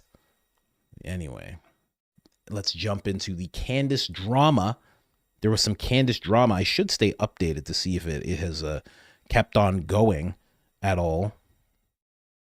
Let me see if this Candace drama has ignited any further. I don't oh, someone did something for me here. I just gotta, you guys have been watching, so you guys understand why this is actually a very interesting thing to do. Let me just show. Thank you so much for doing that really quick like that. You know, you guys who are like so quick on the draw, it's truly appreciated. Check this out. So they're just showing like what he would look like if you like, I mean, that's, I'm not saying, listen, not saying anything about Connor. I'm just saying it's very interesting. The whole thing's very interesting, you know? I don't know, right? They're just showing you what he would look like with glasses and a hat on. Good job. Who did that? Let me see who did that. Let me shout you out real quick. Oh, Nicole, I've seen you before. Nicole, is that Desire or Desiree? Anyway, that's a follow back. Thank you so much. Appreciate you. Oh, and tagged Lionel. I was just talking about Lionel. How quick did you do this? You did this 5 minutes ago. Wow. Thank you very much. Appreciate that.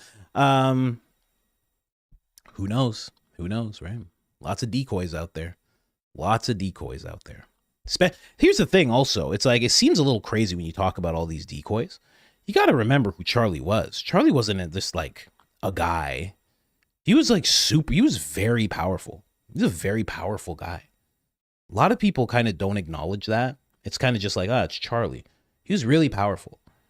You wouldn't just send someone out and expect them to deal with this real quick, like when it came to something like this, you know? You'd expect there would have to be a full-scale operation that would take place in order to make sure it happened, and that the people who wanted it to happen, would be completely removed from the situation. So it would take a whole bunch of craziness, and it would take a whole bunch of weirdo shills trying to push us in a different direction. Anyway, let's have some fun, guys. Let's have some fun. Blake Neff, ladies and gentlemen, during the ASU event, we got a question about Erica Kirk becoming the new leader of Turning Point. My answer, there was absolutely no doubt who was Charlie's successor. Charlie knew it, and we knew it. Oh, there's also I gotta find a video. There's a video that I gotta find. I was gonna repost it, but I didn't. I didn't want to have a back and forth with Blake. I'm just not interested in doing that. But There's a video I gotta play. Somebody showed me a video of him and Tucker sitting down. I'm gonna find it and I'm gonna zoom right in on Blake. It looks crazy. It's Tucker, Andrew Colvette, and Blake, and they're talking about I think they're talking about the SD card guy and why he did that. I have to find it, but let's focus on this first. Charlie knew it and we knew it, so here you go. The reason Erica is front and center at Turning Point is because when Charlie was alive, people repeatedly asked, Charlie, we're worried something will happen to you. People always speculated that something could happen to Charlie. And when he was asked, he would first of all, he was totally fearless. He would just say, like, oh, it'll be fine. Erica will take over for me. That is what he said over and over. I saw them interact all the time, almost on a daily basis. Even when he was traveling, he was calling her all the time. He was talking to her all the time. Charlie and Erica were partners. They were husband and wife.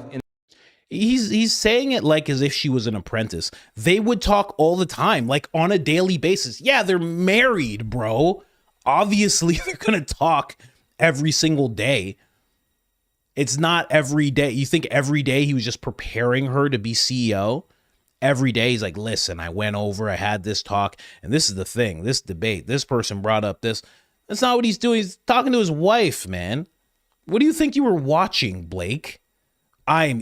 Charlie's just like, hold on, my wife. And he's just like, wow, that Erica's learning so much from that Charlie. What? No, they're married, bro. Get it? What are we talking about? Are you crazy? In a deep way. Their marriage was incredibly admirable. I've seen a lot of marriages. Some of them are good, some of them are bad. We're partners. They were husband and wife in a deep way. They were husband and wife in a deep way? Why does he talk? The Baron clip that I played that Fleet reanimated, why does he, this is the type of stuff Baron was talking about. Why are you, they were husband and wife in a deep way. What are you talking about? Why are you saying this? We're on the same wavelength. I saw how much that relationship, I didn't know Erica as well prior to Charlie's death, but especially in the wake of it, I saw how much everything he'd done meant to her and how completely committed she was to fulfilling his mission, what he had done in life, that she knew the life I thought I was going to live has changed very abruptly, but I am fearlessly going to embrace the new one because I know it's what I have to do for my husband and for his legacy. That is the reason she was put front and center. And she hasn't really. She's become the CEO of the organization because that is what Charlie wanted, and it's because I saw it with all the people who were senior at Turning Point. There wasn't even a question that that is what would happen. There was no one forcing this. There was no one pressuring it to happen. This is what everyone at Turning Point wanted to happen. And that's actually not true. I mean, I think that, what was her name? Is her name Aubrey? Aubrey kind of acknowledged that. There's people who are feeding Candace information. If everybody wanted this, then there'd be no people feeding Candace information. Baron wouldn't have any sources. Aubrey wouldn't be saying the things that she's saying, right? She said that there's an atmosphere where you cannot question anything outside of the official narrative. So not everybody wanted it. So now that I know that not everybody wanted it, and that's what you're saying, how can I take you seriously? Anyway, we're not going to analyze Blake. You know, I got sympathy for him. He doesn't have a razor that gets close enough on here. See, I never let that happen to my hair. Boy, oh boy, howdy, do I never let that happen to my hair. Because then you might as well just be George Costanza, you understand? Looks like a skinny George Costanza if I say so myself. See, this is why you never let that happen, because then you look like George Costanza. You make sure it is all the same color and it's all gone, and you do it every day. He's not dedicated. He's not a dedicated man, you know? There's a dedication to being bald. There's a dedication. Candace then says, love this. Can you please release the video shot in Aspen of him naming her as his successor a couple of weeks before he passed away? Just feel that would go a long way. And then Blake and everybody started commenting on this because Blake says nonsense. Blake ends up saying, Candace, we haven't bothered playing it because we know psychopathic predators like yourself do not care what is true or false, and normally evidentiary logic has no effect on you. You're the kind of person who sees coded messages in the number 33. I mean, I really don't like when people say stuff like that. I'm not getting mad at Blake. That's not why I'm doing this. It's because the hat's really hot. I guess it's a combination of both. I really don't like when people do that because you're saying something that you don't understand. You know, you just don't understand that. So you're just throwing it out there as some nonsense, right? I know some people might take it too far, but there is a message in that number. Like, it's a known thing that there's a message in that number. You can ask the men who are now 32nd degree Masons about the significance of 33. I mean, there's a significance to it. There really is. And so for you to just throw that out like it's just like, oh, you think there's something there. It's an attempt to show how dumb someone is because they do look at that number and they do see it in all these different things. But it makes you look dumb because you're clearly not put up on all of that information, and you don't even care to know about any of that information. You disregard it all. What other information will you just disregard flippantly? Anyway, it's ridiculous.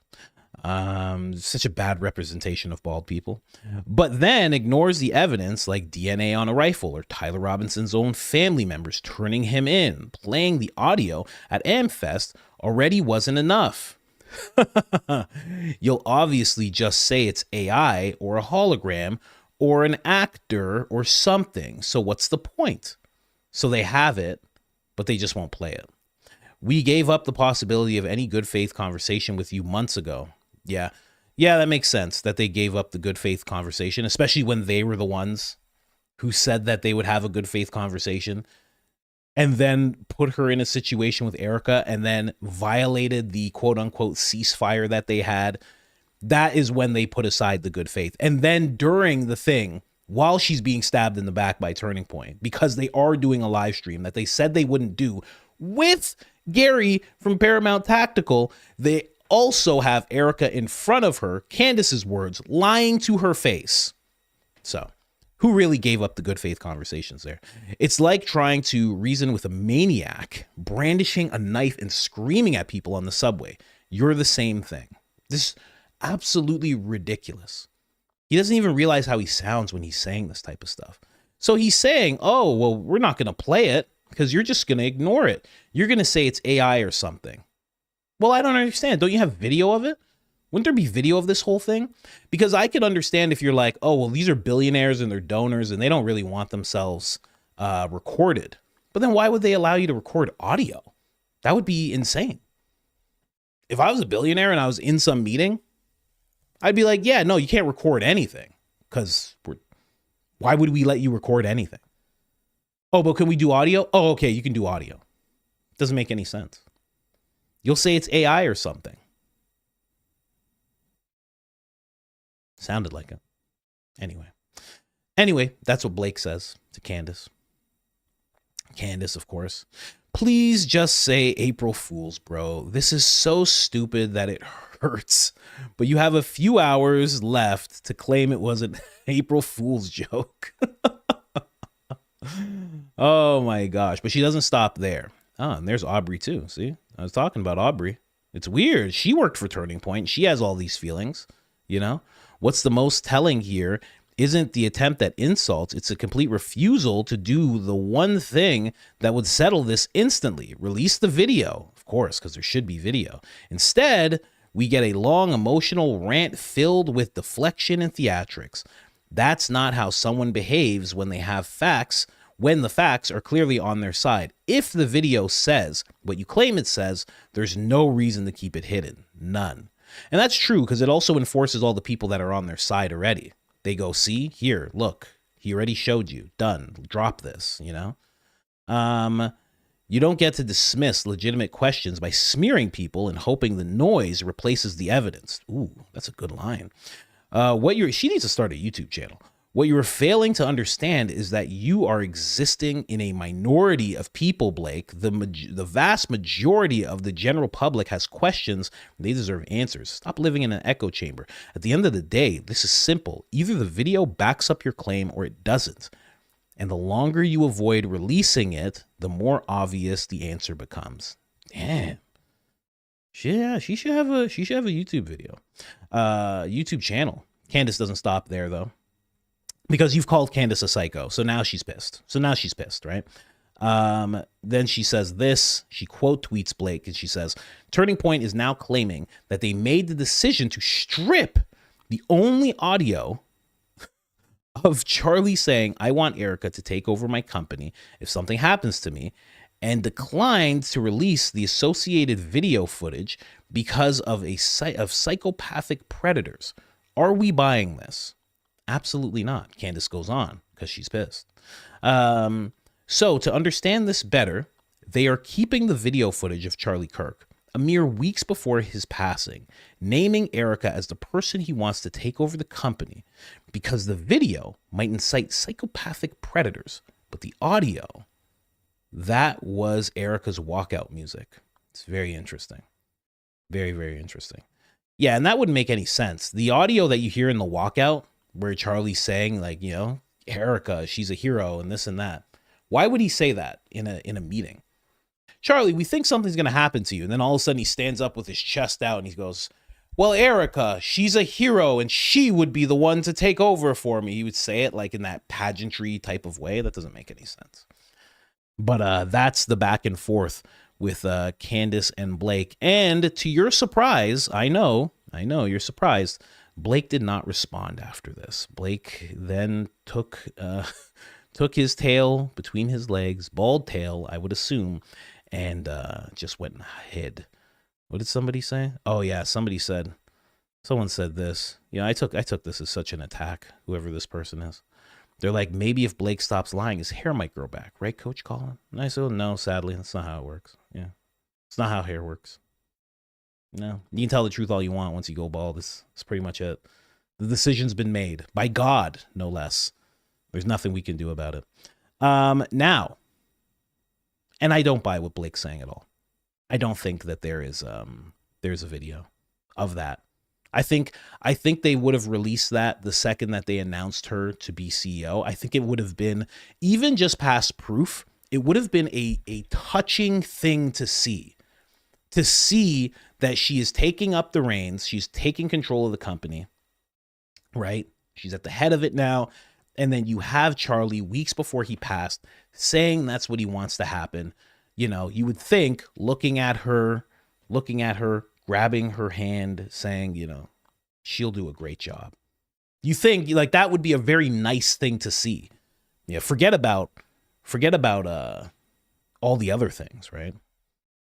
That would be a beautiful thing to see, but they're not going to do it because they're afraid Candace Owens is not going to believe it. Okay. You sure about that?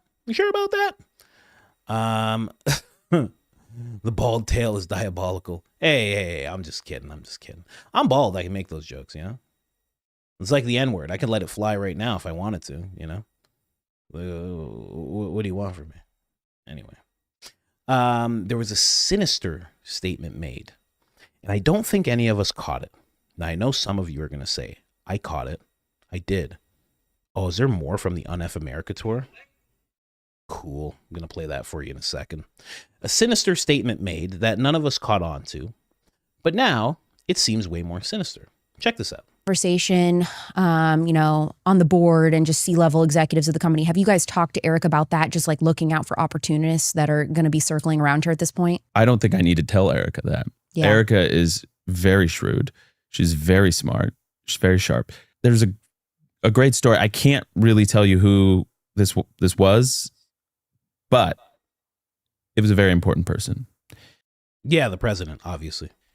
And it happened within hours of the news. And the call goes in. She takes it because it was a very important person. And the question was to her, okay, so just as a starting point, like, what do you know?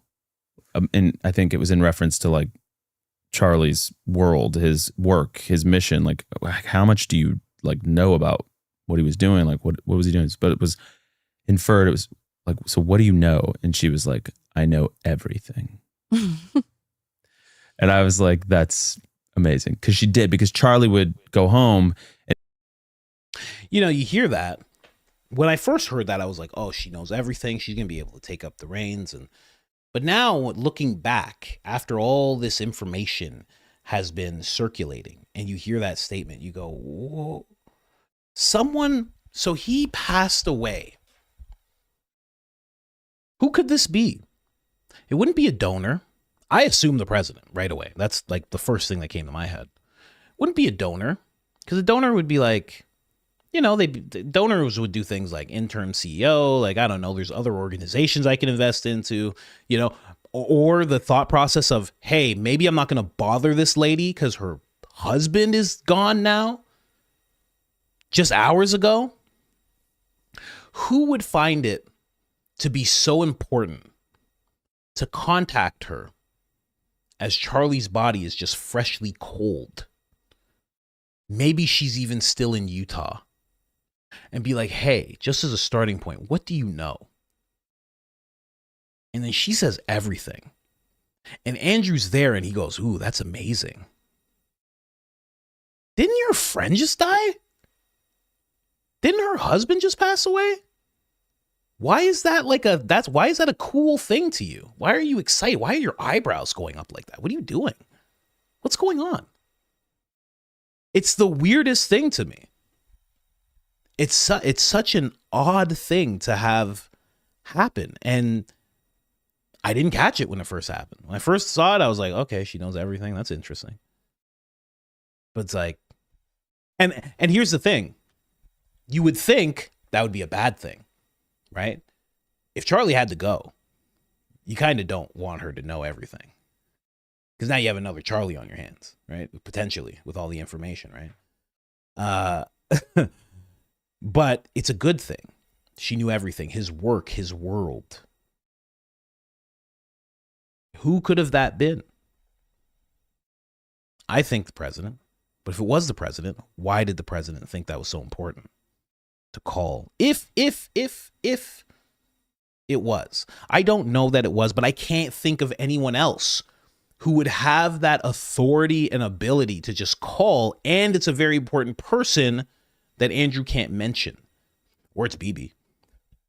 Hello, Erica, how are you? Listen, first off, I did not do it. I didn't do it to your husband, okay? It's not me. It's not me, okay? It's not me. It's not my people. We did not do this, okay? Ken? We did not do this. But also, what do you know? What do you know, Erica? I know everything. Good. Very good. I don't know. Some people are saying JD. I don't know. That could make sense. JD could make sense. Because he'd be allowed to call, because that's Erica's brother. Everybody knows. Why do you think she hugged him like that? That's family. That's a family hug he got. I'm kidding. But yeah, I mean, those are the thoughts that come to the mind. JD, the president. I would think the president, because I don't know. It paints an even more weird, sinister picture. If JD calls just hours after and he says, "What do you know?" She says, "I know everything." Andrew's like, "That's amazing." His eyebrows go way up to the top of his head. And it's JD who then shows up in Utah and is the one helping bring Charlie home. And then is acting all tearful and everything. You know what I mean? Like that becomes even more, that's even more sinister. At least the president wasn't there. There was no tearful thing like that. But JD talks about, being very upset, talking with her, getting all that, wrapping his head around all that. But before he left, or maybe while he was on a plane, I don't know, 10 hours, he calls and says, "Hey, what do you know?" That would be like, but I don't think it was JD also, because I think 10 hours later, I think JD was already there. I think he made sure to get there quickly again because he was going to be the one to help get Charlie home. I don't know that 100%, but I think JD was there very quickly. The president didn't go to Utah, so he would have to make a call, whereas JD could have been around to actually talk to her. So my mind goes to the president. I mean, who else could it really be? Such an odd thing. But yeah, it's very, very, it seems more sinister when I listen to it like that. I'm like, oh, like, that's a weird thing. People say JD the assassin. That's so funny. Nicki Minaj, man. Nicki Minaj never going to live that down. It was BB. Yeah, I know. It was one of the three. It was one of the three. I wouldn't take BB off the table at all. Could have easily been that. But I mean, just the question, what do you know? Why? Why does that matter? 10 hours later, 10 hours after, why does that matter? I mean, I can't say it. I don't know who's on the phone. I won't pretend that I do. But 10 hours later, you call and you say, what do you know? And she says, I know everything. And that's her. I mean, you know, Andrew says, oh, it's amazing. His eyebrows just flip over his head, you know, all the way to the back of his neck. And it's almost like a signaling of, I'm ready to take over. Because if there's a signaling of I'm ready to take over, well, then that means there was something in the works. You know? I don't know, man. The whole thing just seems so weirdly, I don't know, perverted. I don't even know what your word to use there. Anyway. Oh, is there something I was gonna show you guys this. I should pull that up right now. I still have to get to who the new guy using a burner account is. I can't wait to show that to you. But since we're talking about Andrew, we might as well just stop on here. You know, this guy with his watermarks. He doesn't play around with those watermarks, boy. Let me get the whole thing in screen here. Come on. Hey guys, do you know why the Unfuck America tour got canceled at ASU? Yeah, what's the deal? The Unfuck America tour was canceled at ASU. I've heard about that, yeah. Yeah. Do you know why? No. I guess the reason why we're a little frustrated, It's a little suspicious. Yeah, we're a little frustrated because obviously this is against what Charlie Kirk would have wanted. I think you would agree. Freedom of speech and political discourse, right? Yeah, no violence. Charlie, we had events get canceled by universities all the time. Which is wrong. I think we've had ASU cancel our Which is events. wrong, and I disagree with that. I'd certainly find it wrong if they canceled it just for speech reasons. I'd certainly find it wrong if they canceled it just for speech reasons. I'd certainly find it wrong if they canceled it just for speech reasons. Right. But I don't know the reasons that were given. Well, You have to ask the school. I can't think of mean, any other we had reason. our own event canceled by the school. Yeah, which is also wrong. I can't. I know that Erica Kirk mentioned our name of our organization the other day, in a negative fashion, and we just want to know why, right? She has the right to do that, right? But we just want to know why. It's hard not to say your guys' name in a negative Right. fashion. You did name your tour something a little ugly. Okay, well, I didn't do that. True enough. Aw. Fair enough. Fair enough. How you doing? Anyway, I mean, I asked Erica about it. I've spoken to Erica about it. She has Brian? no idea why the event was canceled. So, You asked her? I mean, I've spoken to her. Yeah. So I guess we're just a little frustrated because we want to do what you guys have done, what Charlie Kirk has done, which is go to campuses and talk to people. We're not here to cause violence or cause any issues. You know, right? our daytime event wasn't allowed to proceed either, right? Which I think is wrong. But Yeah, I think you would totally. agree. We would support your right. Just as we would hope you guys. would Why support were our you right. not allowed? I don't know the details, but apparently something in the permitting process. So we had to pivot to the nighttime event. Interesting. So this is just one of the many little clips that's going to be released by, I think her name is Z Cohen Sanchez. She or whatever is going to be releasing it slow drip for some reason. Although it should just be one whole video. I think that would be the most impactful way, but what do I know? So that is actually something that's going on right now. And I think the happening of it, I don't really support the Unfuck America tour myself. I don't like what they were doing. It's like, go have your own events. Instead, they made sure to just badger Charlie. And it was like really Charlie. It wasn't even Turning Point. They were really focused in on Charlie himself. I just found it very weird. He was one of the reasons. They were one of the reasons he had to kind of up his security. But either way, I mean, both organizations seem a little like odd now. But what did happen is Erica did say, "Hey, I don't like the fact that we can't counter these people." She said that at ASU, and then literally 24 hours later, their event got canceled. So, it's kind of this type of stuff that Ben would do to Charlie back in the day. Seems like they're just doing it to the Unfuck America tour when it's still in its infancy, trying to cut it off the best they can. Business tactic, but also, a little shady, I would say. But let's get over here. Where is it? Oh man, we gotta go. I gotta just jump over to the burner account thing, man. I really do. I don't even want to. There's one thing of like Adam getting reamed by Patrick Bet-David. That's always fun to see. But I mean, the burner account thing is just so much more special. Let me just pull this up. We'll pull this up thing by thing. So apparently, there's someone called Terry Tinfoil, right? Terry Tinfoil. But apparently Terry Tinfoil has answered certain people's messages as if he is Dan Bongino. And a lot of people are starting to realize, as they're seeing these little foibles, that this Terry Tinfoil character allegedly, maybe, perhaps, is Dan Bongino, which is so good. I mean, just fabulous. I am so excited. So, this guy's been catching it for a while. So this guy, Brent Freeman. So he's been catching it. And I don't care what his politics are. And I don't care if you're like, oh, one day I saw him eat toast and he put butter on the wrong side. I don't care. I don't care what his politics are. But he says, Dan Bongino literally posted this from his alt account. I'd be pissed if I was Thomas Massey. Now, this is very much like what happened to me recently. So Terry Tinfoil says he probably had a long-standing affair on his wife, who most likely herself then married a narcissist twat. I shouldn't even have said that word. Why hasn't Caroline Massey worked since 2017?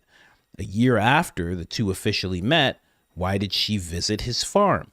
Then do nothing about it. Why did he pretend his wife had an autoimmune disorder when none of his friends knew? Why did he fight so hard not to release the autopsy results? Why did he tell the people she had a serious long-term illness, but actually passed away suddenly? How the F do you move on after 35 years together and marry someone almost 20 years younger you barely know? Massey stinks so bad I can smell it in Arizona. It's very interesting because a lot of these things are things that you would only know if you were in politics. This wouldn't be stuff you would casually know just as a person. You could find it out if you were really digging into Massey, I guess. But if you were in politics, if you were in the realm, if you were already a shill, you might know some things like this. So what is said directly after? So Dan Bongino disappears. Terry Tinfoil, first off, him and Thomas Massey are having this back and forth. Bongino disappears. Terry Tinfoil pops up, says all of this terrible stuff that I just read to you. And then Dan Bongino pops back up and he says this. It's him. It has to be it. Oh my gosh. He gets out of nowhere. He just pops up. Tom Massey is a liar, a grifter, and a fraud. Thanks. Have a good morning. So right after they have their back and forth, he disappears, comes back, boom. And then that Terry Tinfoil guy just starts going at it again. It's so crazy. It's so unhinged. I hope it's so true. I hope it's so true. But here's the thing. People have caught this account answering. So basically there will be a Dan post and someone will respond to it. And then Terry Tinfoil will respond. Like, let's just say someone says, you're a fraud.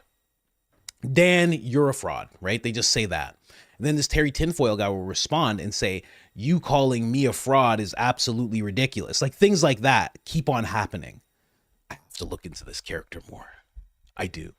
Terry Tinfoil is his name. Oh goodness, I must follow. I must follow. Where is this? Where is this Terry Tinfoil character? Terry Tinfoil.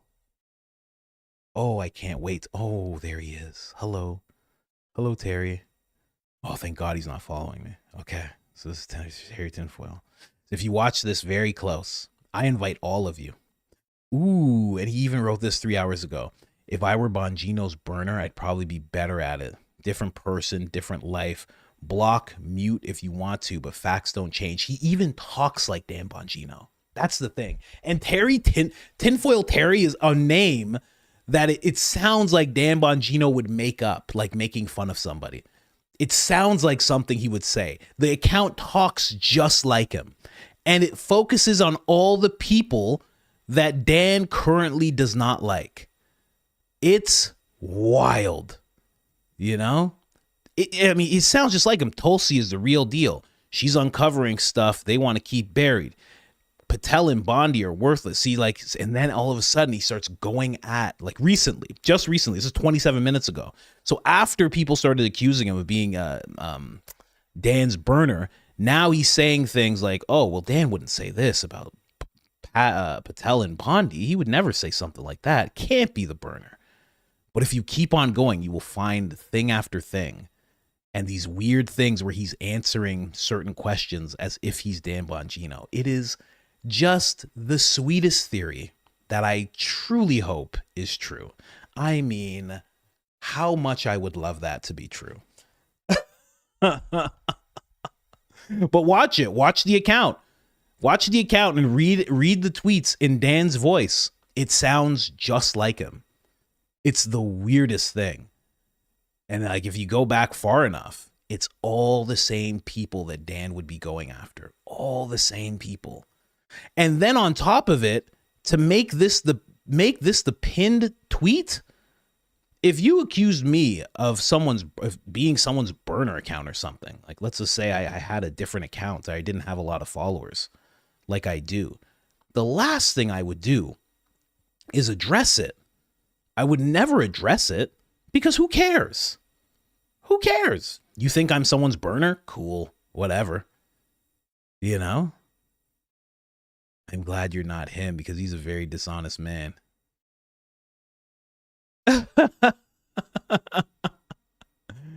This is amazing. This is so funny. Oh my gosh. Look at this. Somebody else starts calling it out here. Block/mute if you want. You're the only one blocking people, Danny boy. Wow. Yeah, abusive creeps like yourself getting hate thrown at you is disturbing just because you idiots listen to a Gen Z burnout. I mean, it sounds just like Dan. It's so funny. Oh my gosh. I hope it's him. Oh, I hope it's him. Oh my gosh. Should I follow? I don't think I'm going to follow him. I'm just going to watch him from afar. I don't think I'm going to follow, but I'm just going to keep details. The story's developing. I'm going to watch as this story develops, but I just thought that was such a fun thing. I was like, oh, I was so happy when I saw that in the morning. I was like, should I just talk about this right out the gate? Is that what I should do? I was like, nah, I got to talk about more important things. But I mean, watch it. Go look at it. And sometimes you will see replies that are slip-ups where he is responding to someone who has commented on Dan Bongino's stuff, because that will happen. You're on it because if you're on a burner account, I used to have like 3 accounts because I was doing like 3 different companies. I had 2 different interview shows. But if you're just on Twitter, you can't, there's no thing that's telling you what identity you are at the time. So if you just press reply, you have no idea. And you're kind of just used to replying to whoever, especially if you have an account that's just yours. And then all of a sudden you have this new one that's a burner account. So there's been a bunch of slip ups. I just find it so interesting. Anyway, that was for my own pleasure there. I apologize. The last thing I guess we'll touch on really quick here is just Jesse on Fire. He's talking about this. Listen to this. Released a photo of the rifle, and it is very unique. He's calling me right now. I'm not answering. Now, this is the end of them having an official story that makes any sense. And I'll show you exactly why. Okay, so read that again. My dad wants photos of the rifle. He says Grandpa wants to know who has what. The feds released a photo of the rifle, and it is very unique. He's calling me right now. I'm not answering, okay? Right there. You see that in plain English. This is the transcript of the supposed conversation between Tyler Robinson and Lance Twiggs that the feds gave to Newsweek, okay? Well, unfortunately, okay, this is the photo that was released, okay? This is not a Mauser. That's not what this is, okay? Or it's not the type of Mauser that they claimed that it was, which is a bolt action. I mean, that one's a bolt action also, but the real model is this. It's like this one, okay? So this is what an actual World War II Mauser looks like. But here's the thing. It was so old that it was untraceable. Now, they never released a picture of this rifle. They released a picture of this rifle, which looks like every other rando 30-06 on the market. There's like 5, 6, 7 kinds that look just like this, okay? And so the feds released a photo of the rifle, and it's very unique. Okay, well, where's that picture? Because this is the exact picture that they would release. There's nothing unique about this at all, nothing. And it's also not a World War II Mauser. It's also a stock image. So I just found that very interesting. When they talk about, when we go to, I should have played this alongside what Barron was talking about. When we're talking about the case potentially falling apart, because we don't know. We don't know. There could be some other stuff, I have no idea. I have no clue. I've only seen the prosecution's face a couple of times, but if it is falling apart, like so many are claiming, and like it seems, then this adds to that whole thing. Because if the defense brings that up, if the defense says, hey, you're saying that he said this, but then you showed this stock image. So why would you, even if they're talking to Tyler's dad himself, why did you say, or even if they're talking to Tyler, whoever they call his stand, why did you say that they realized from the picture, when this picture is a stock image, this is not the picture of your rifle? How is that, sir? Can you explain? There's a lot of weird holes popping up, man. A lot of weird holes. And then they're going to blame me? You're going to blame me. You're going to blame me and then push me over to the Trevor Noah side? I'll be hosting the Oscars in 2 years. Oh, boy, oh, howdy. Boy, oh, howdy. Me and Lady Gaga hosting the Oscars, Me with my blue beard. Her with whatever ridiculous thing she has on, and we'll be having a great time. I'll be making good jokes about you guys. Don't push me. Don't push me over the edge. Just kidding. Just kidding. Your values don't change based on who hates you, They shouldn't, at least. They shouldn't, at least. I don't know. It's funny. Yeah. I'm not going to pull a Tulsi and just jump over the other side. But you never know. You never know. If you choose to do that, that's fine. You shouldn't. You're not a tree. You're not planted anywhere. You're a person. You can move around. You can do whatever you want. You can take a little bit from side A and take a little bit from side B. Put a little garnish of libertarian on top. You can do whatever you want. That's how it should be as a people. I don't know if I'm going to get into this. It's too long. But I will say this. I'll just say this really quick. Barron said it's amazing how they advertised paying for expert advice from Adam while basically telling Adam he performed miserably when debating Dave Smith. Now, that is actually a funny thing. This is their little app called Manect. They're advertising, hey, you could get some expert advice from Adam instantly. But this video, I'm not going to play it. I don't know. Adam is unbearable. It's just unbearable, right? But Patrick Bet-David actually leans into Adam. It's a great video. It's a great video.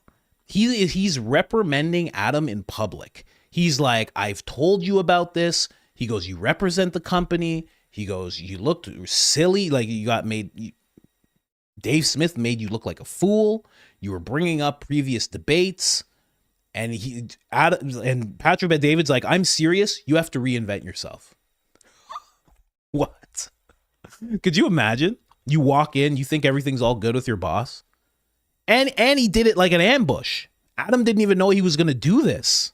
Here, let me just play a little bit of it. Listen, we'll skip by the Adam parts. There'll be some Adam parts, but just listen to this, because nothing's sweeter than this happening to Adam, Dave Smith, you and Dave Smith did a debate together on, on Piers Morgan. I think that's the first time you were ever on. Mm-hmm. Obviously, the market has responded. and they've been saying their thoughts on how it went, what you did, what was said. Dave has retweeted and said something about this is the end of Adam funeral. He made some comments that went viral. You've responded. You made some videos at him as well. But I just want to kind of because a lot of times from the audience, you have to know how this works. The audience sits there and watches and says, I know for a fact Pat prepped him and the team prepped him and this and that, and they don't know what happens. I want you to share with us, because the audience is curious. They're asking me, what is your impression on how you did on the debate with Dave Smith? Well, despite what you think, I haven't listened or watched any of the internet comments. Zero. You. I don't go onto Twitter. I don't check the comments. It's just not something that I do. Some people are messaging me on my neck. What do you think? I don't know. People are saying stuff. And I'm listening to a song called Ain't Nothing Gonna Break My Stride, Ain't Nothing Gonna Slow Me Down. And that's how I feel about this. So they told me last minute, hey, That's the song he listens to. Okay, fine. Like, whatever. That's what you're doing? You're sitting there listening to that song? Okay, sure. hey, you're going to go on Piers Morgan? Sure. I think Tom was maybe going to do it. Tom wasn't able to do it. They called me up. I said, sure, I'll debate Dave Smith. Listen, there's no doubt that Dave Smith is smart or wise or well-read. Yeah. The same thing could be said about when you debated a room full of 20 communists on Jubilee. They were all very smart. I was very impressed by all these people. But just because you're smart doesn't mean you're wise. Now, do I think Dave Smith is smart and capable? Sure. Do I think he's funny? No. Do I think he's right? Definitely not. I'm asking you, how do you think you did? I think I did fine. My intention wasn't to play nice. So I went on Piers Morgan. I don't really have plans on going on Piers Morgan every single day. That's not my thing. It's a food fight every single day. Respect to Piers Morgan. I wanted to make some waves. That was my methodology. I could be right. I could be wrong. I don't care. Okay, so the problem is you this. said you don't care? No, meaning like I don't care what the market thinks of me. Yeah. I know what I believe. I know who I am. I know what I stand for. I stand for what America stands for. Dave Smith, what pissed me off, he continues to say that America is the greatest terrorist regime in the world. So what? And that Israel is the greatest terror regime in the Middle East. So what? That's his argument. Sure. That's his argument. My point was that only 1% of Americans vote for libertarians. He's a hardcore radical libertarian. Okay. So when you wrote the book, Choose Your Enemies Wisely, you said, who's your enemy? Yeah. I said, I don't know who my enemy is. I don't really have a lot of enemies. You know me, Pat. It's a big difference between the internet and comments in real life. I walk around in real life. I have zero issues. You don't have issues there. That's not the conversation I'm having. The conversation that... Just pissed. Like, hey, man, I let you talk for a minute and 30 seconds. I asked you a very simple question. How do you think you did in the debate? All he had to say was good or bad. And this is why. He hasn't said either, and he's not explaining why. This is why Adam sucks. Look at the face. The face says it all. Oh, it's going to be so sweet. End of 2026. Adam's off the podcast. Oh, so sweet. So sweet. I could watch the podcast again. That I was just basically establishing is that Dave Smith, as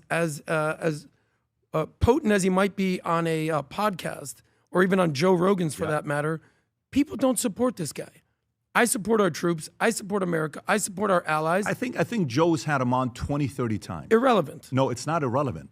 So ask whether you agree with the guy or not. You know, Joe likes Dave, right? So the question you got to ask yourself is, from my perspective, there is issues, there is approach, there is what's next for you. When I look at everybody in a marketplace, including myself, everybody in a marketplace, including myself, I leave and I say, okay, how am I recreating myself for this next phase? What areas do I have where it's a leak for me? What habits do I have that I need to pay attention to? When we started building an insurance company, yesterday I had Lee Strobel on, we had a great conversation together. One of the guys I would study a lot was Billy Graham. And Billy Graham and his friends, in 1948, they came out with something called the Modesto Manifesto. And at that time, there was a lot of pastors that were getting caught up with young girls. And they came up with this thing saying, hey, what are our threats? And they came out with the threats that they had. It was 4 things. One of the ones was pastors hooking up with members. Number 2 was churches taking advantage of the members with money. Number 3 was the ego of a pastor when you get on stage and you feel like, you know, you are God. Like some pastors actually become godlike because of how much the church fears them and they liked anyways. They go through this. I said, okay, how do we want to build this company? It's very hard. So you got to think about ways to improve. I'm asking you. The argument is one end, because I don't know if you focused on making I've seen you make better arguments with Bassem Youssef than you did with Dave Smith. I didn't see you making arguments on Dave Smith. And the reason why I'm doing this with you openly, and I'm talking to you openly with you, is there's an element of also representing where you're coming from, where the expectation is, hey, when you go and be professionals, that's not how I handle debates. I don't handle debates that way. That's not my MO. So if you're close to me and you're handling it that way, that is not my style.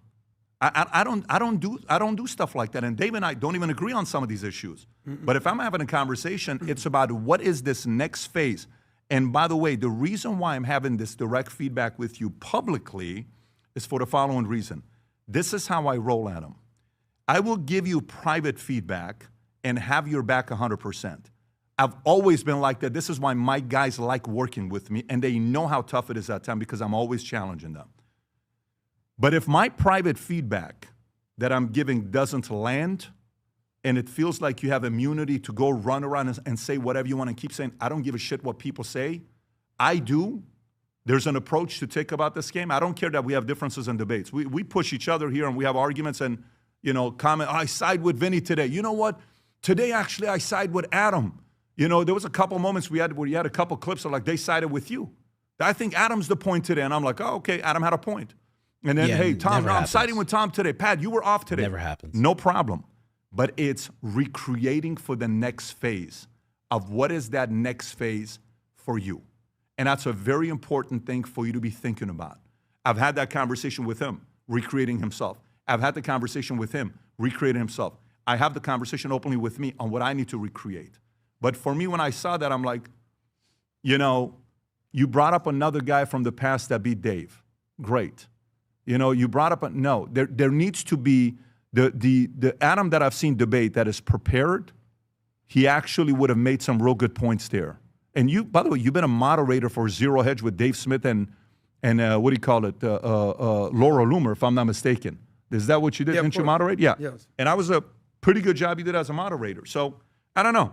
I'm saying this publicly to say this next phase requires all of us to recreate ourselves, and that includes you in a big way. And I've said this privately 8 weeks ago, 9 weeks ago at that dinner place we went to, and I was very direct with you. But you're cornering me to have to say this publicly to you right now.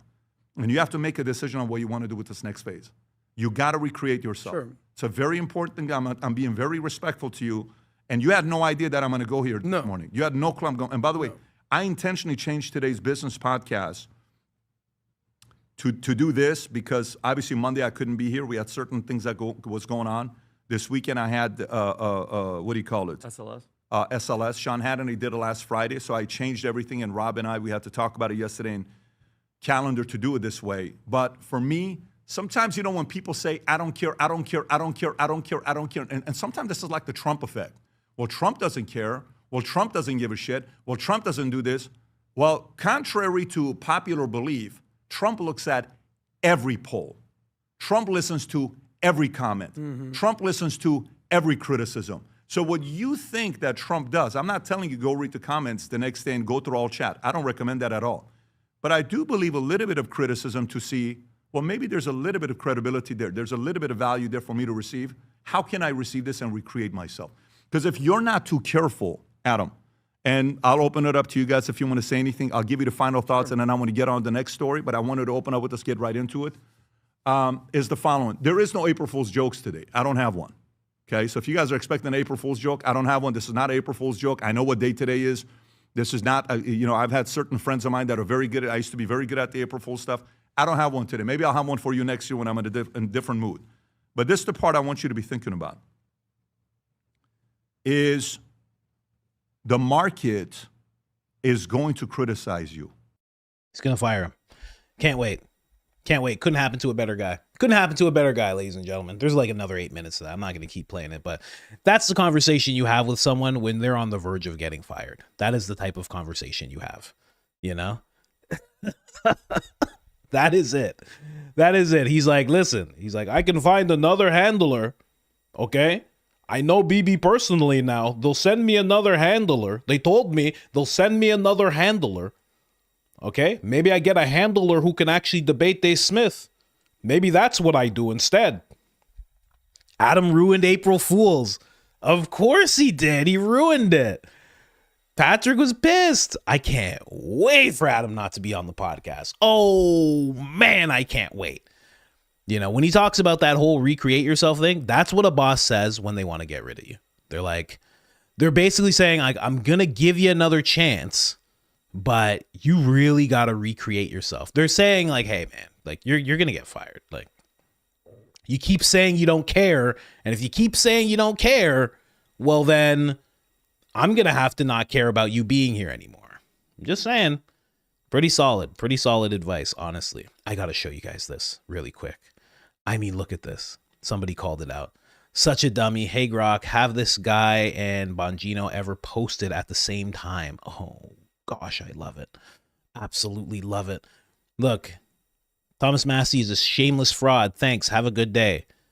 Then somebody says, you look stupid again. Then this guy jumps in right away. Oh, darn, a stupid see you next Tuesday.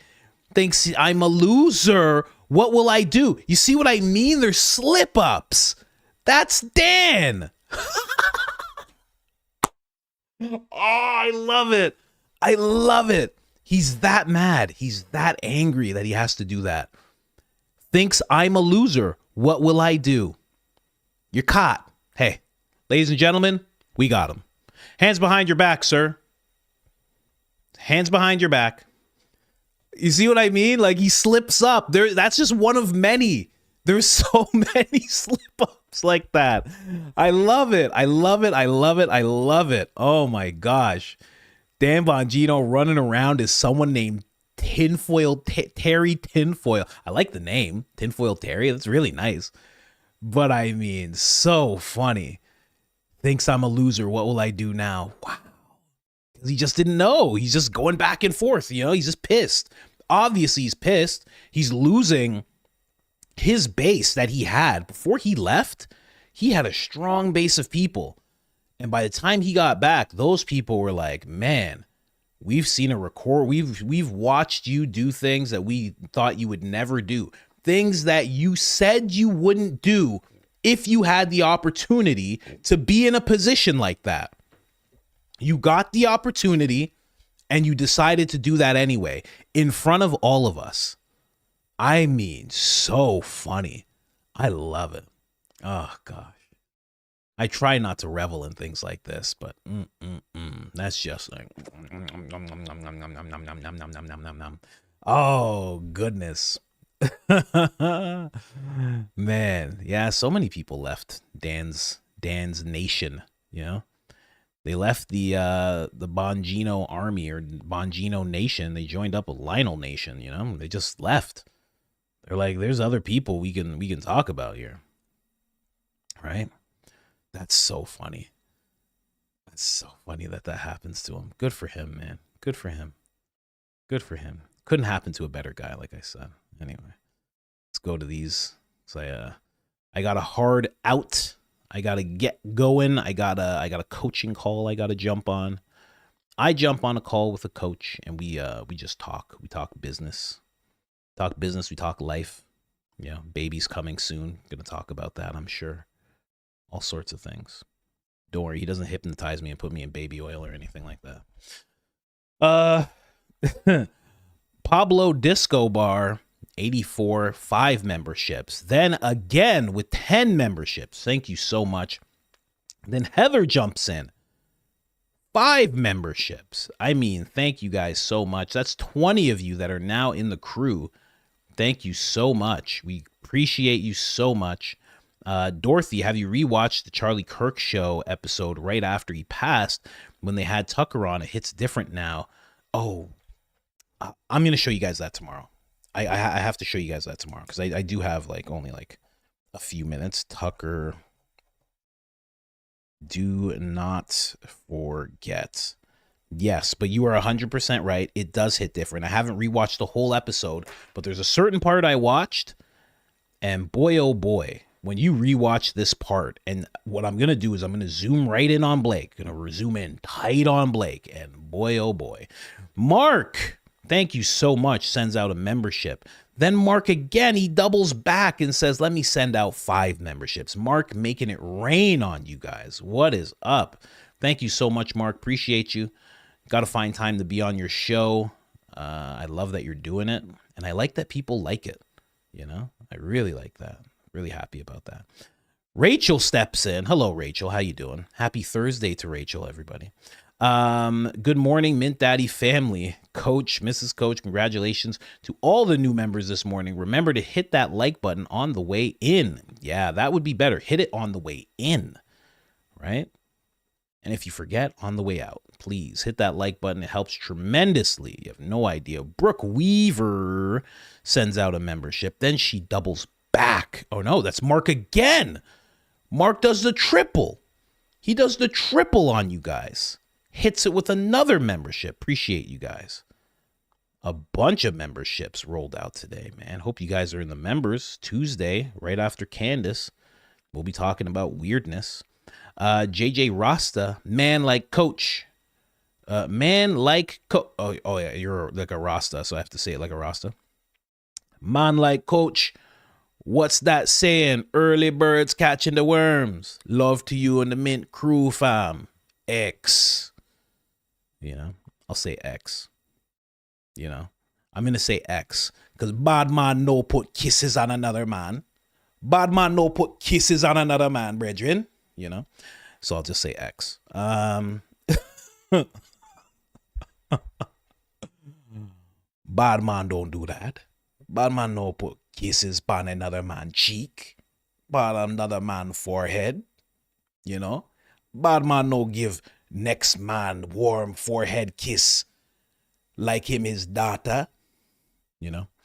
Anyway, let's keep going here. Why does Zachariah, what is that? Krishy? Look like Beaker from the Muppets. Blessings and prayers for your family. Thank you so much, Florida Rican. I don't know what name this is. Did you misspell a name here? Oh, I'd love. Oh, thank you so much also to Family J44 for showing me this this Dan Bongino thing. Thank you so much. Really appreciate it. Thank you. All you guys sharing and just posting and everything. Rocking the real Candace. Yeah. Thank you guys. Really appreciate it. Thank you for reposting the stream on X. I gotta admit, I'm always a little afraid to repost on X because I know there's like an op going on there, so I don't know what they're gonna do, you know. But I do appreciate it. We gotta get the word out there, guys. Looks like Beaker from the Muppets. Well, listen, some people look like Beaker from the Muppets. It's not. Yo, email me back. I will. We have to. Me and Lance have to think of what we need you to do.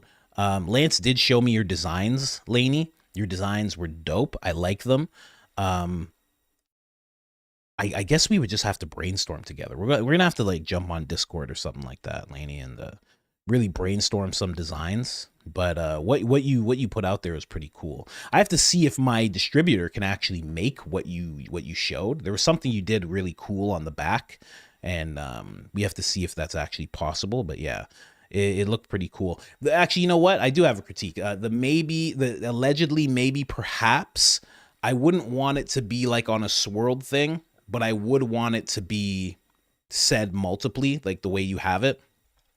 But we'll have to discuss it. I'll probably show people some stuff soon. Love the battle beanie.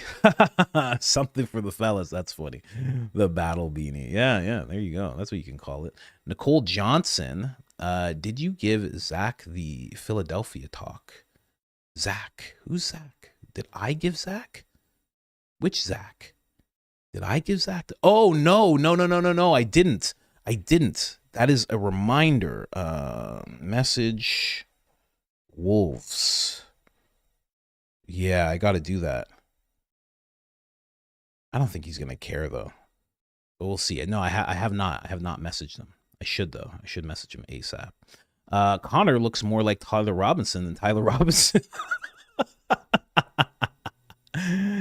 Connor looks more like Tyler Robinson than Tyler Robinson does. Yeah, you're right about that. Holy Fire Luna, friend of the show.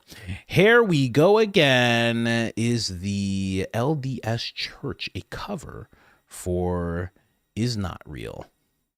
I like that. Is not real. Is it a cover? I think not a cover, but an extension, you know? Like a greatest ally type of thing, but like a real greatest ally, you know, not just in name. Lauren H.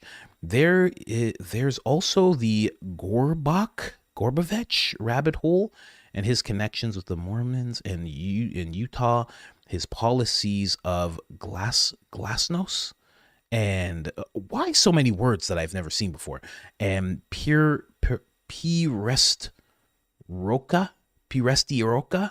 opened that door. I mean, I'll have to look into that. I mean, first I have to figure out what language it is, and there's a whole bunch. I actually saw this. This surprised me. I was playing a video while I saw this. Legendary Bree comes through and says, fun fact, Connor Henderson, which is the guy who looks like Tyler Robinson, had cancer as a teen. He was a Make-A-Wish kid when he lived in Arizona. Found a video a while back on it that I sent to Barron. It appears he might walk with a limp. That's crazy if he does. That's crazy if he walks with a limp, because as all you guys know,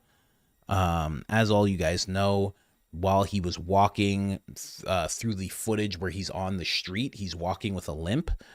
And if there's a connection there, that is just wild.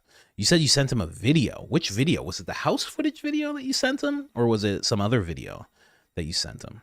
Also, since I sent all my info to Barron on Connor and Fam, my mom has completely shut down her Facebook to totally private, thankfully. Whose mom? Wait, did you say your mom? Oh, his mom has completely shut down. I was like, oh my gosh, she's putting it on the line here. His mom completely shut down her Facebook to totally private. Thankfully, I have all the info in a Google Drive. I can email it if you want. Yeah, I mean, email it. You can put it on X, tag us in it, you know, get the info out there. You don't have to gatekeep it for me. I mean, if it's on X, I'll take it. I'll save it. I'll talk about it. Let other people see it. Coach's signature dry sarcasm is on max setting this morning. So much material, so little time. That's so funny. Thank you, Skinny. Thanks, Skinny. Appreciate you. I never think of my sarcasm as dry, but you know, I grew up watching a lot of like British shows, you know, like Monty Python, even more, you know, like a lot. Like my mom would watch a lot of British stuff. So I probably get it from that. That's probably where I've learned to do that. Hi, Coach. What do you think is up with the cousin of Franzworth on the defense team for Tyler Robinson? And did you listen to dispatch chatter from the highway? It depends what that dispatch chatter was. The one where his feet are hanging out? I heard that, definitely, and that sounds wild. But what do I think about him on the defense team? I think he shouldn't be on the defense team. Clearly. Like, what? Is that even a question? He should not be on the defense team. And also, when he got onto the defense team, he didn't disclose that information. And he should have. They didn't figure it out until a little while after. And that's what always makes me a little bit, you know, skeptical of the defense team and if they're really in the game of defense when it comes to Tyler Robinson. But we'll see. There's a lot of stuff that Barron's put out there. There's a lot of stuff that Candace has put out there. And if they don't grab onto any of that, if they grab onto none of it, I think we know what's going on with Tyler.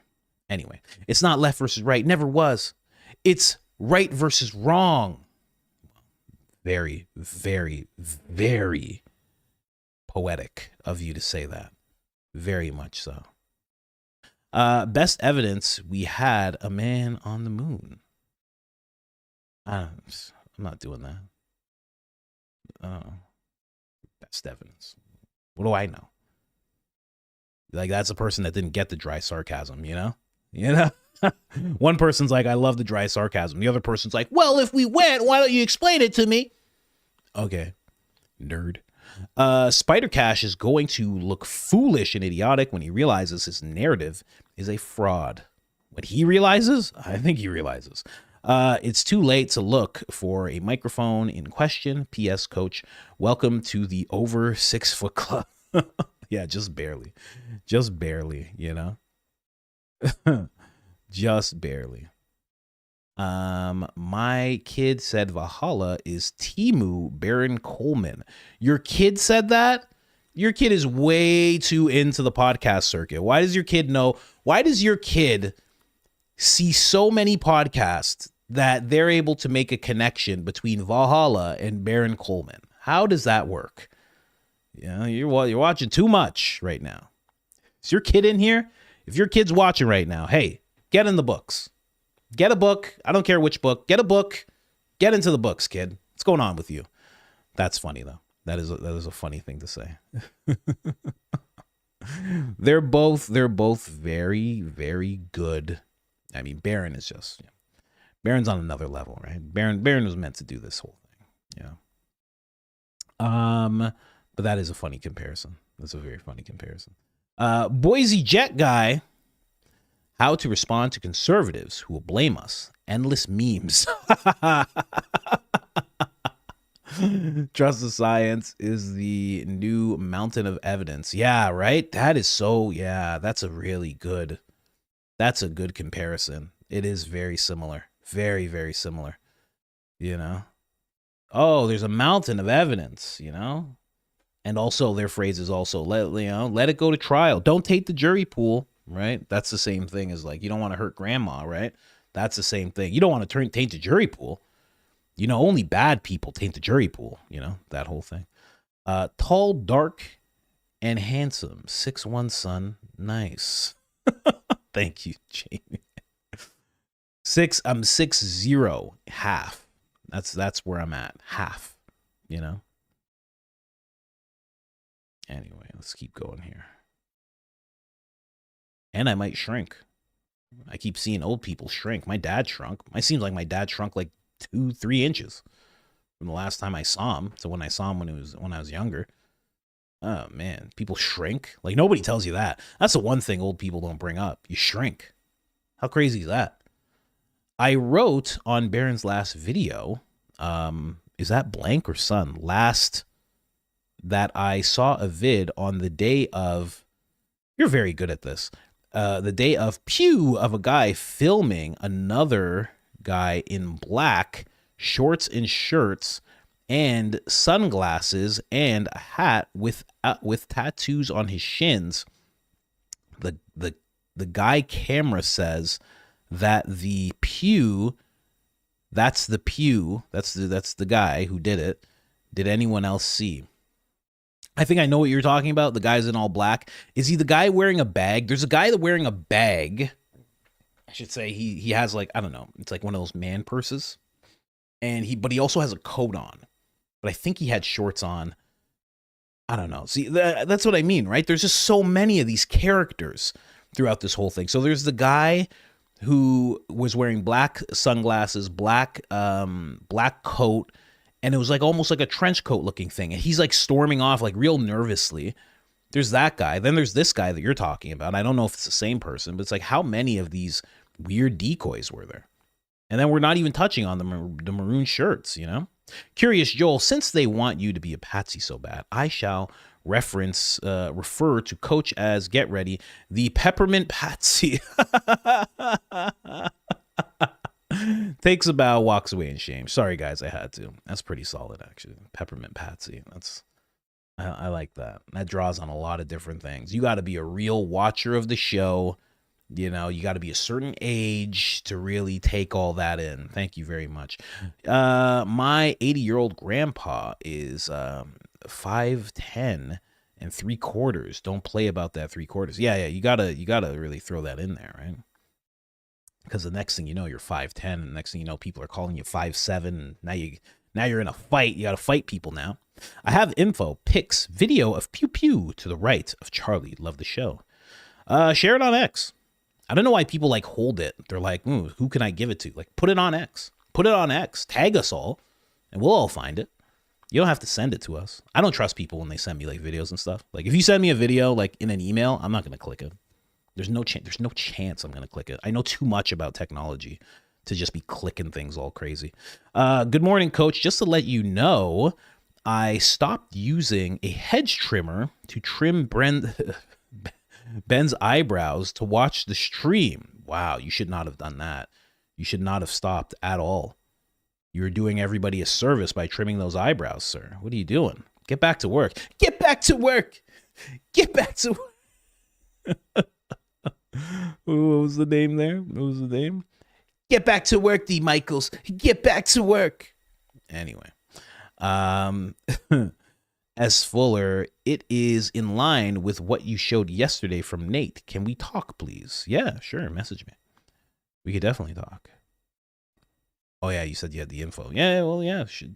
If you want to only send it to me, sure. You know, message me on X, Instagram. That's where I get back to people the fastest. Correctish English. Why does Prez Orange care? Is he involved somehow?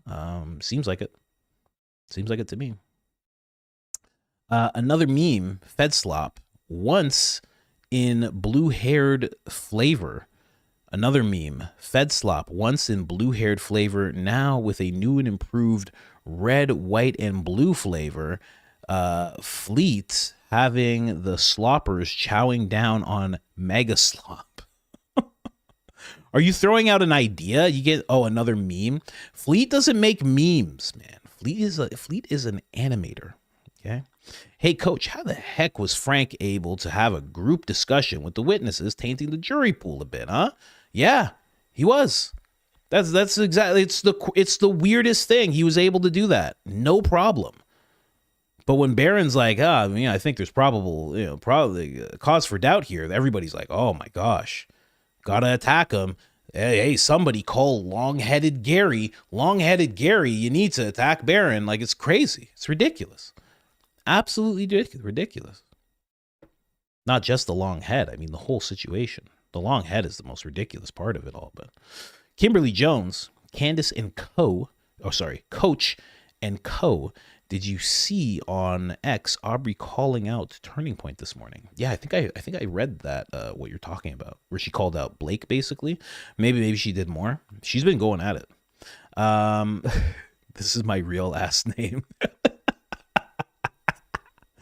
Okay, so it's Ruby, and so which part is the last name?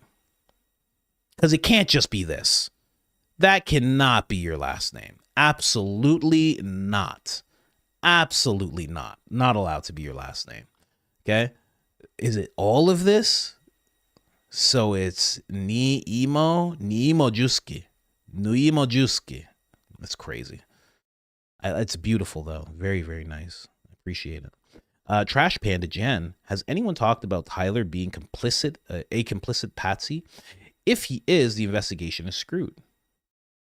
Yeah, that's the thing, right? That would be the thing, right? That would be the biggest thing, because think about how much of a head start the actual person just got. 6 months, 7 months, 8 months, 9 months, 10 months. Egyptian plane is gone. It's absolutely gone. It's moving around, doing whatever it's doing now. If he just sits down and says, nope, wasn't there. Nope, didn't do this. No, I didn't turn myself in. Nope, his parents all of a sudden do the same thing. It's going to be like, what just happened? And I would say what actually happened was they gave the actual person a massive head start.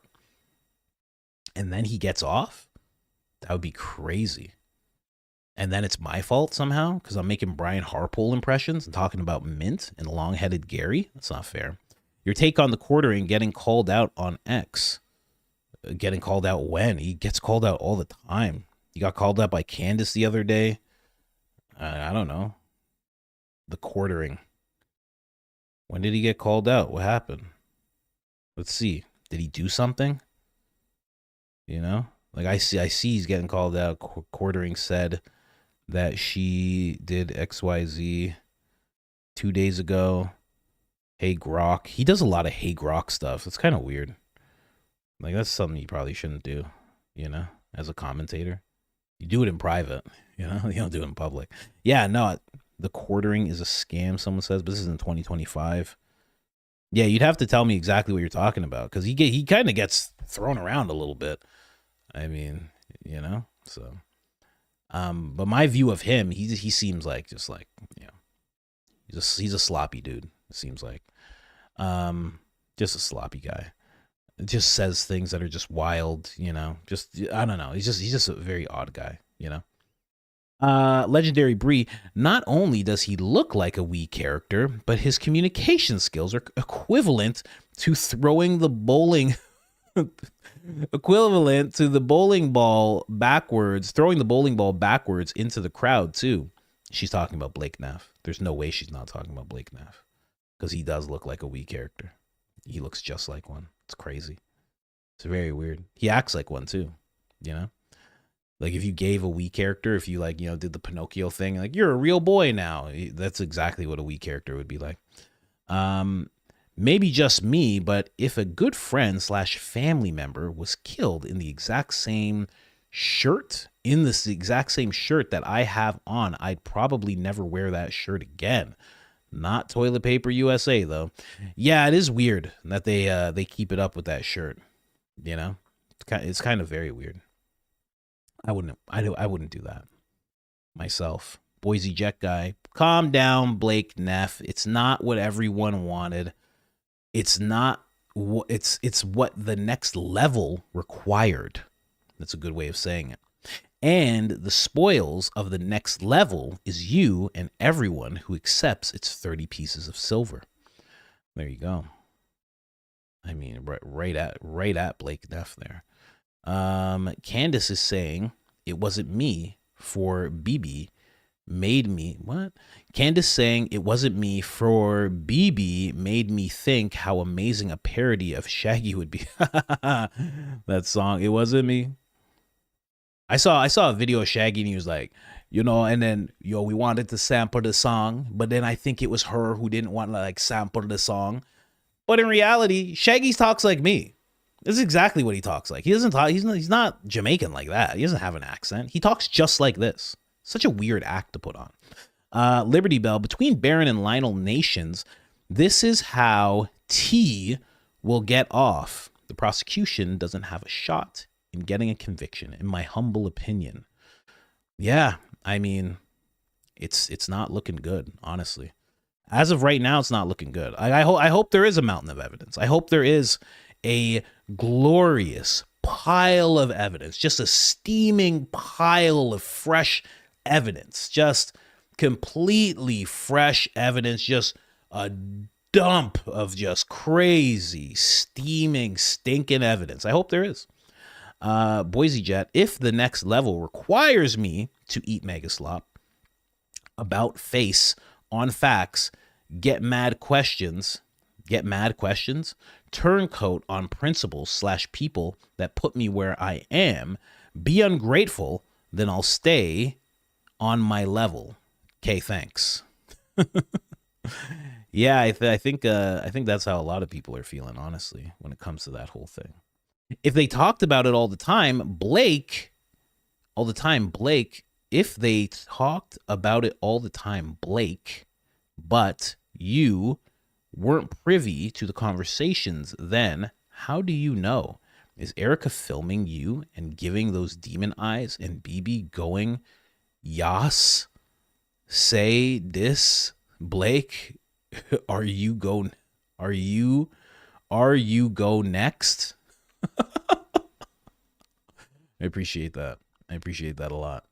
Yeah, what's going on with Blake is very weird. Very weird. You know, all of a sudden he's being more vocal because they're like, listen, we need people from our side directly to do this. Like, come on, let's go. We got to start speaking out more. It's getting weird. It's getting weird. And I think it's because of pressure. I don't think it's because Blake's actually upset as he's trying to seem. There's a reality where Philly has so much blackmail on Erica that she's forced to deny everything and cover this up to our greatest allies. Maybe. I mean, you know, that's a hard thing to know. But, you know, by the looks of what Candace has been covering, that wouldn't be the case. And she would just be like right along with it. That kind of thing. I like my GX. I met Mitt Romney at a Catholic event. His vibe was so unsettling. He was such a creep towards me. My family noticed. I was 16 at the time. Not a good dude. Wow. That's crazy. That is very crazy. Very crazy. Did you see... They didn't roast me. I don't know. Did you see our music media roast you? Skit/song in one. Yeah, no, I didn't see it. I didn't see it. I'm focused on Fleet. I'm focused on Fleet and Lance, you know? What can I say? What can I say? You know, I don't have time to listen to everything, but I'll give it a listen. You know, we'll see. I have to see what it is and if I even like it. You know, am I missing something? How is Erica Kirk a witness and Andrew Colvett isn't when they both arrived in Utah 5 hours apart, or sorry, 0.5 hours apart?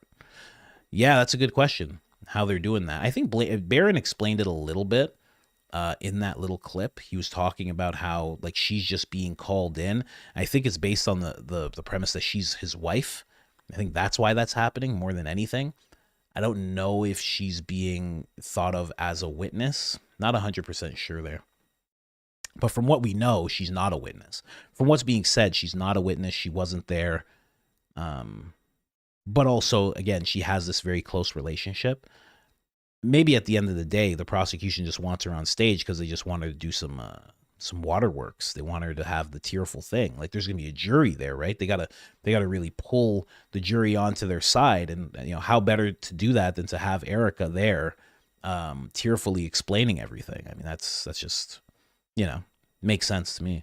Oh look, the next level also requires giving legitimacy to the left by promoting censoring free speech. Oh yeah, it requires quite a bit from people, quite a bit. Welcome to the crew, T-Love, AK. Skinny, I think the same Philadelphians write the material for Ben Browpiro, Meet Headseth, Blake Eneff already.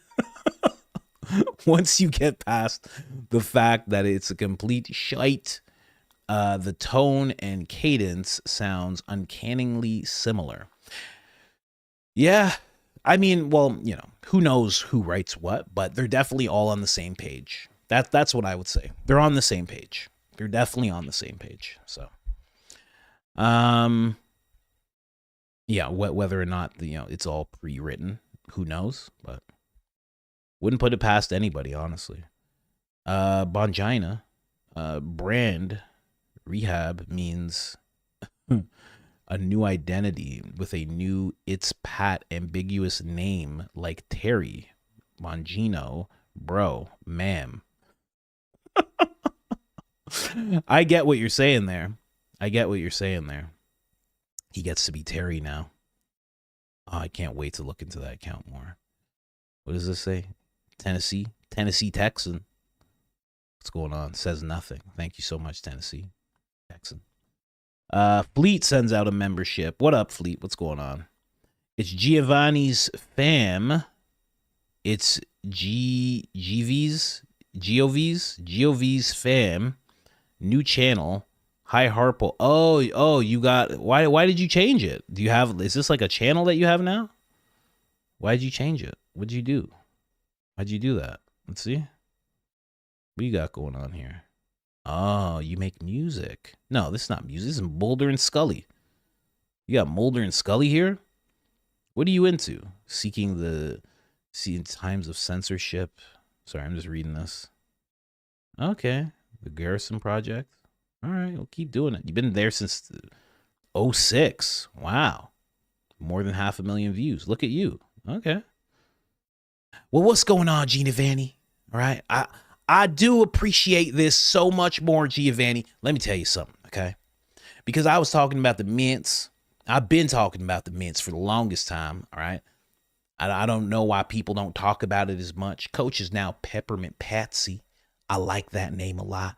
But also, I have to shout you out, the Garrison Project, okay? That is a name that I could say. This old Giovanni thing, it's a bit too foreign for me. But this Garrison, well, I knew a boy named Garrison, okay? He used to help me make detonators for no purpose. We just liked making detonators. That's all it was.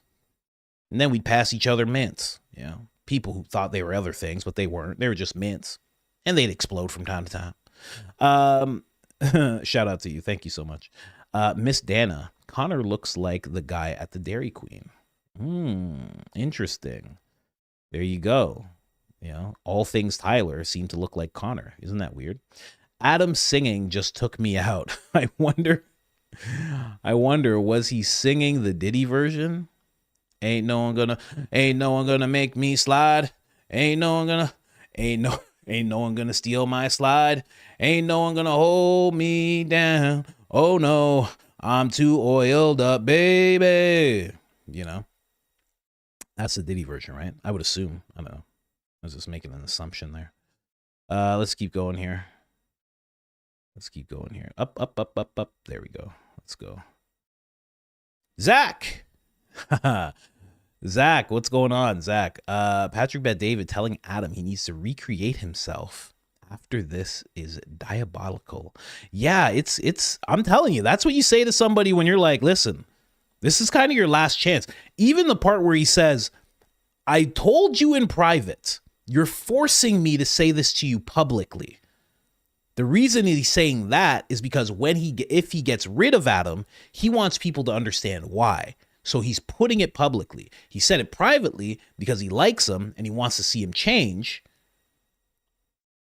But he's not changing, and he's acting like he can do whatever he wants and just say, I don't care, I don't care, I don't care. And that's not a good representation of the team. Oh, man, he's going to get rid of him. Shout out to Zach. What's going on, man? Patrick Bet David gave Bongino the recreate yourself speech. Bongino had... Come on.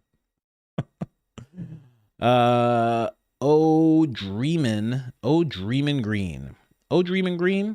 Zero Dreamin' Green. I can't walk by mints in the market without giggling. Just walk by like just mints, start laughing. That's good. I remember when Barron sent me that Philadelphia cream cheese picture. He like texted to me. He's like, I'm ruined. He's like, I opened it and saw it. And I just started laughing. Like a crazy person. He saw a bunch of mints. He saw Philadelphia cream cheese in his fridge and just started laughing. I love that. I love it. Lone Wolf.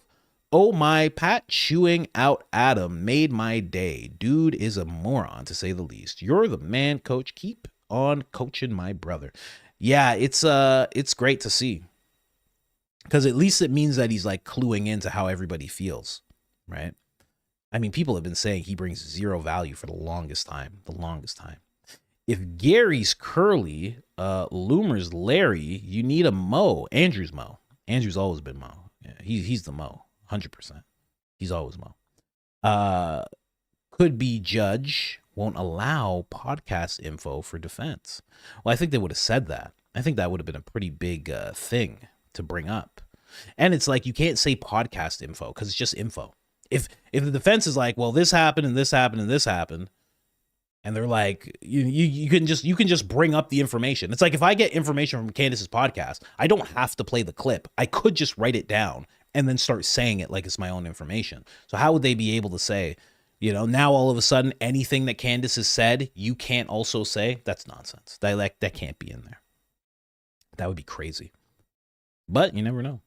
My guy, memes aren't just static. Yes, they are. Hold on a second, sir. Actually, yes, they are. They are just static images, okay? Okay? When you become a meme, if I go, actually, it's not the whole motion that becomes a meme. It is the thing that becomes a meme. Yes, it is, okay? Welcome to the internet, good sir. Appreciate you being here. Is this, let me see here. Oh, this is K Marsh, still chuckling about Easter joke. You the bomb. Thank you so much. Appreciate that. Message you on X. Thank you very much, Bree. Appreciate you. Any information is always welcomed. Thank you so much. Let's go here. Thank you, Bree. What do we have here? Sky Sauka. Question should have been, what did Charlie know? Charlie knew a lot. He knew a whole lot. I think more than we realize. Why was Blake B crashing out about you on X space the other day? use a clip where Candace clearly talking about Blake Neff. The guy said, F all your super chats. Okay. I don't know. I don't care. I don't get engaged in that type of stuff. But yeah, there was another thing. Someone showed me. She was talking about Blake Neff, and he took the clip, and then he said, Candace has called me out. Well, I'll be happy to sit down with you, Candace, and blah, blah, blah, blah, blah. And everybody was like, what are you talking about? Like, she's clear, because she said Blakey, so he thought he was being Blakey. Oh yeah, no problem, Lance. No problem, Lance. Don't even worry about it. But yeah, she was saying Blakey, and then he's like, oh, she's talking about me. The guy really wants attention. Really, really wants attention. Really wants credit, you know? And I get that feeling, you know? I've had that feeling before. You know, I still get that feeling sometimes. Moira, hoot. A wink and a hoot from Moira. Charlie had a lot of best friends. Just wondering, how long does it take to become a best friend? 2, 5, 10, 15 plus years? What you say, Coach? Anybody I call, like the 2 people who I call my best friends, one of them I've known since we were 4. We went to elementary school together. And then we weren't like, we were like acquaintances through elementary school. Then when we got into like junior high, high school, we became, when we kind of got out of that, we became like really good friends. So I guess we've been like really, really, really close friends for like 16 years, you know, and I consider him my best friend. Then I have another friend, my friend who had the baby. We've been actual tight, laughing hysterically together friends. I think he's funnier than I am. I want him to do comedy. I have in my mind, I'm like, I want to make enough money that I can just say to him, I will offer you $100,000 to just do comedy for 1 year, just so we can see what happens. Cause I think he is the funniest person I have ever met in my life. He is absolutely hilarious. I mean, and such a good storyteller. He's like Joey Diaz. That's what he's like, but not as like, you have to, I got to get him on the show one day. He's so funny. Well, we've known each other since we were 10. So what is that? That's like 30 years. That's like my best friend. So I go there. All the friends that I have, mostly, they're all in the 10, 15 plus range. Even the coach I'm about to go and talk to right now, like we've known each other for like 10 years, you know, like I keep a small circle, and I've known people for a long time. So best friend after 2 years. I mean, possibly you could really like each other that much. I mean, it all depends like who your inner circle is, right? My inner circle is like a bunch of people I've known for decades and decades. So I have that. I'm lucky to have that, grown up with that. Other people, like if you don't have a best friend and then you meet someone, it's been 2 years, maybe that becomes your best friend. Like you're like, well, I don't even have any other friends. So it's like, you're obviously my best one. Right. So, I mean, it's all up to like what they have going on in their lives, you know? Oh, is this you? No. Who is this? Tickle Me Christy. Oh, okay. I thought this was someone else. Erica in charge. Charlie said Erica will know what to do. That is not the same as Erica will take over. That's what I said too. That I was making a joke about it, but that's exactly what I said too. She'll know what to do. Maybe what she was supposed to do was go to Candace. Maybe that's what she was supposed to do. I don't know. Maybe she knew. Maybe Charlie was like, listen, maybe they did talk all the time, like Blake was saying. And maybe he did talk about passing away young. And he talked about, hey, like, I always felt like Candace is going to be this fiery thing and she's the best. And, you know, like right now we're on completely different paths, but we always stay connected. And it's not a romantic thing, but if anything happens, you got to go to her. You got to go to her. Like, that actually makes more sense than anything. Given who was around Charlie and what they're clearly not even capable of, right? They can't even run his show. They can't do anything. She's clearly not the person. You know what I mean? She's clearly not CEO material. That makes more sense than anything. Candace is actually geared up to be a CEO in her head.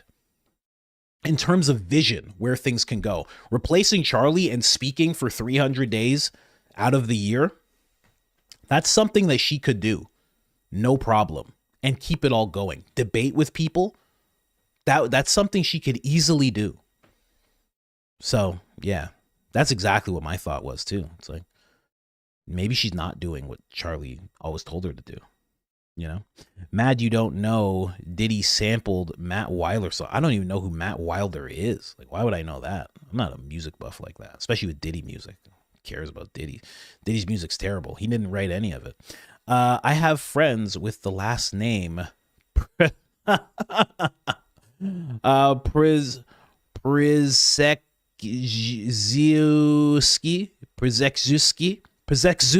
Am I close? Can't wait to hear you try that. Thank you guys so much. Appreciate it. I got 10 minutes before I got to hit up my next engagement. Got to sit down with my buddy and talk about things. So thank you guys so much. Please hit the like button, guys. It helps tremendously. You have no idea. It helps us in incredible ways. You have no clue. Every time you hit a like, I regrow one hair, you know?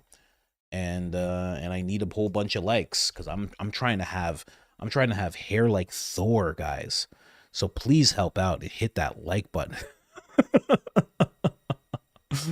Oh man. Anyways, guys, thank you guys so much for being here. It's Thursday, right? So Candace's last day. She'll be off next week. I don't know if you guys heard. She'll be off. Baron and I will still be here. Hopefully Ian jumps in at some nighttime type of thing and does a few live streams here and there, but I don't know what his schedule is. But me and Baron will be here like we always are. And we'll talk about all sorts of stuff going on. And believe you me, as soon as Candace leaves, there's going to be no shortage of Candace. She always jumps into X and gets into some drama. So I will bring you that, and we will talk about all sorts of things. All right. So thank you so much. Someone said next weekend's already over. Yeah, it's pretty much done. As soon as it's Thursday night, it's already Monday morning. Thank you guys so much. I will be back tomorrow, 10 a.m. sharp as always.